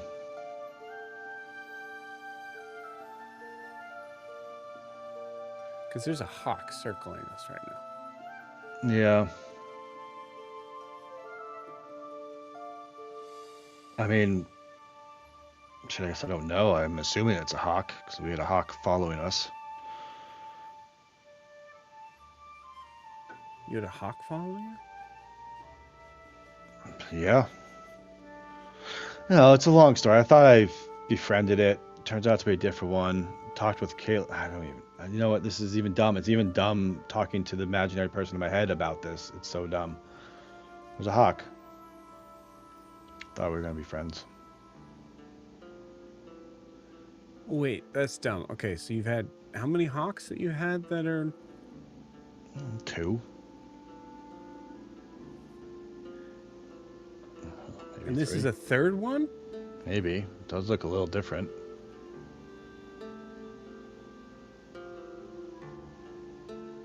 Okay, well, it's doing the circle thing. That's in my timeline. That's the, like, hey, I need to talk to you. What? No, it means doing you the just circle thing. it's hunting for something. All right. Well. Look, maybe you should stop talking to yourself. Yeah. And go talk to the bird. Yeah, that'll clear it up. All right. Well, maybe I'll see you again. Hey, Who knows? time will tell, right? Time will tell. Are you? Am I still? I'm still here, aren't I? Yeah. See, that would have been a perfect time. Whoever's controlling this, that would have been a perfect time. And with that, we're going to end tonight's session. We'll see you all next week.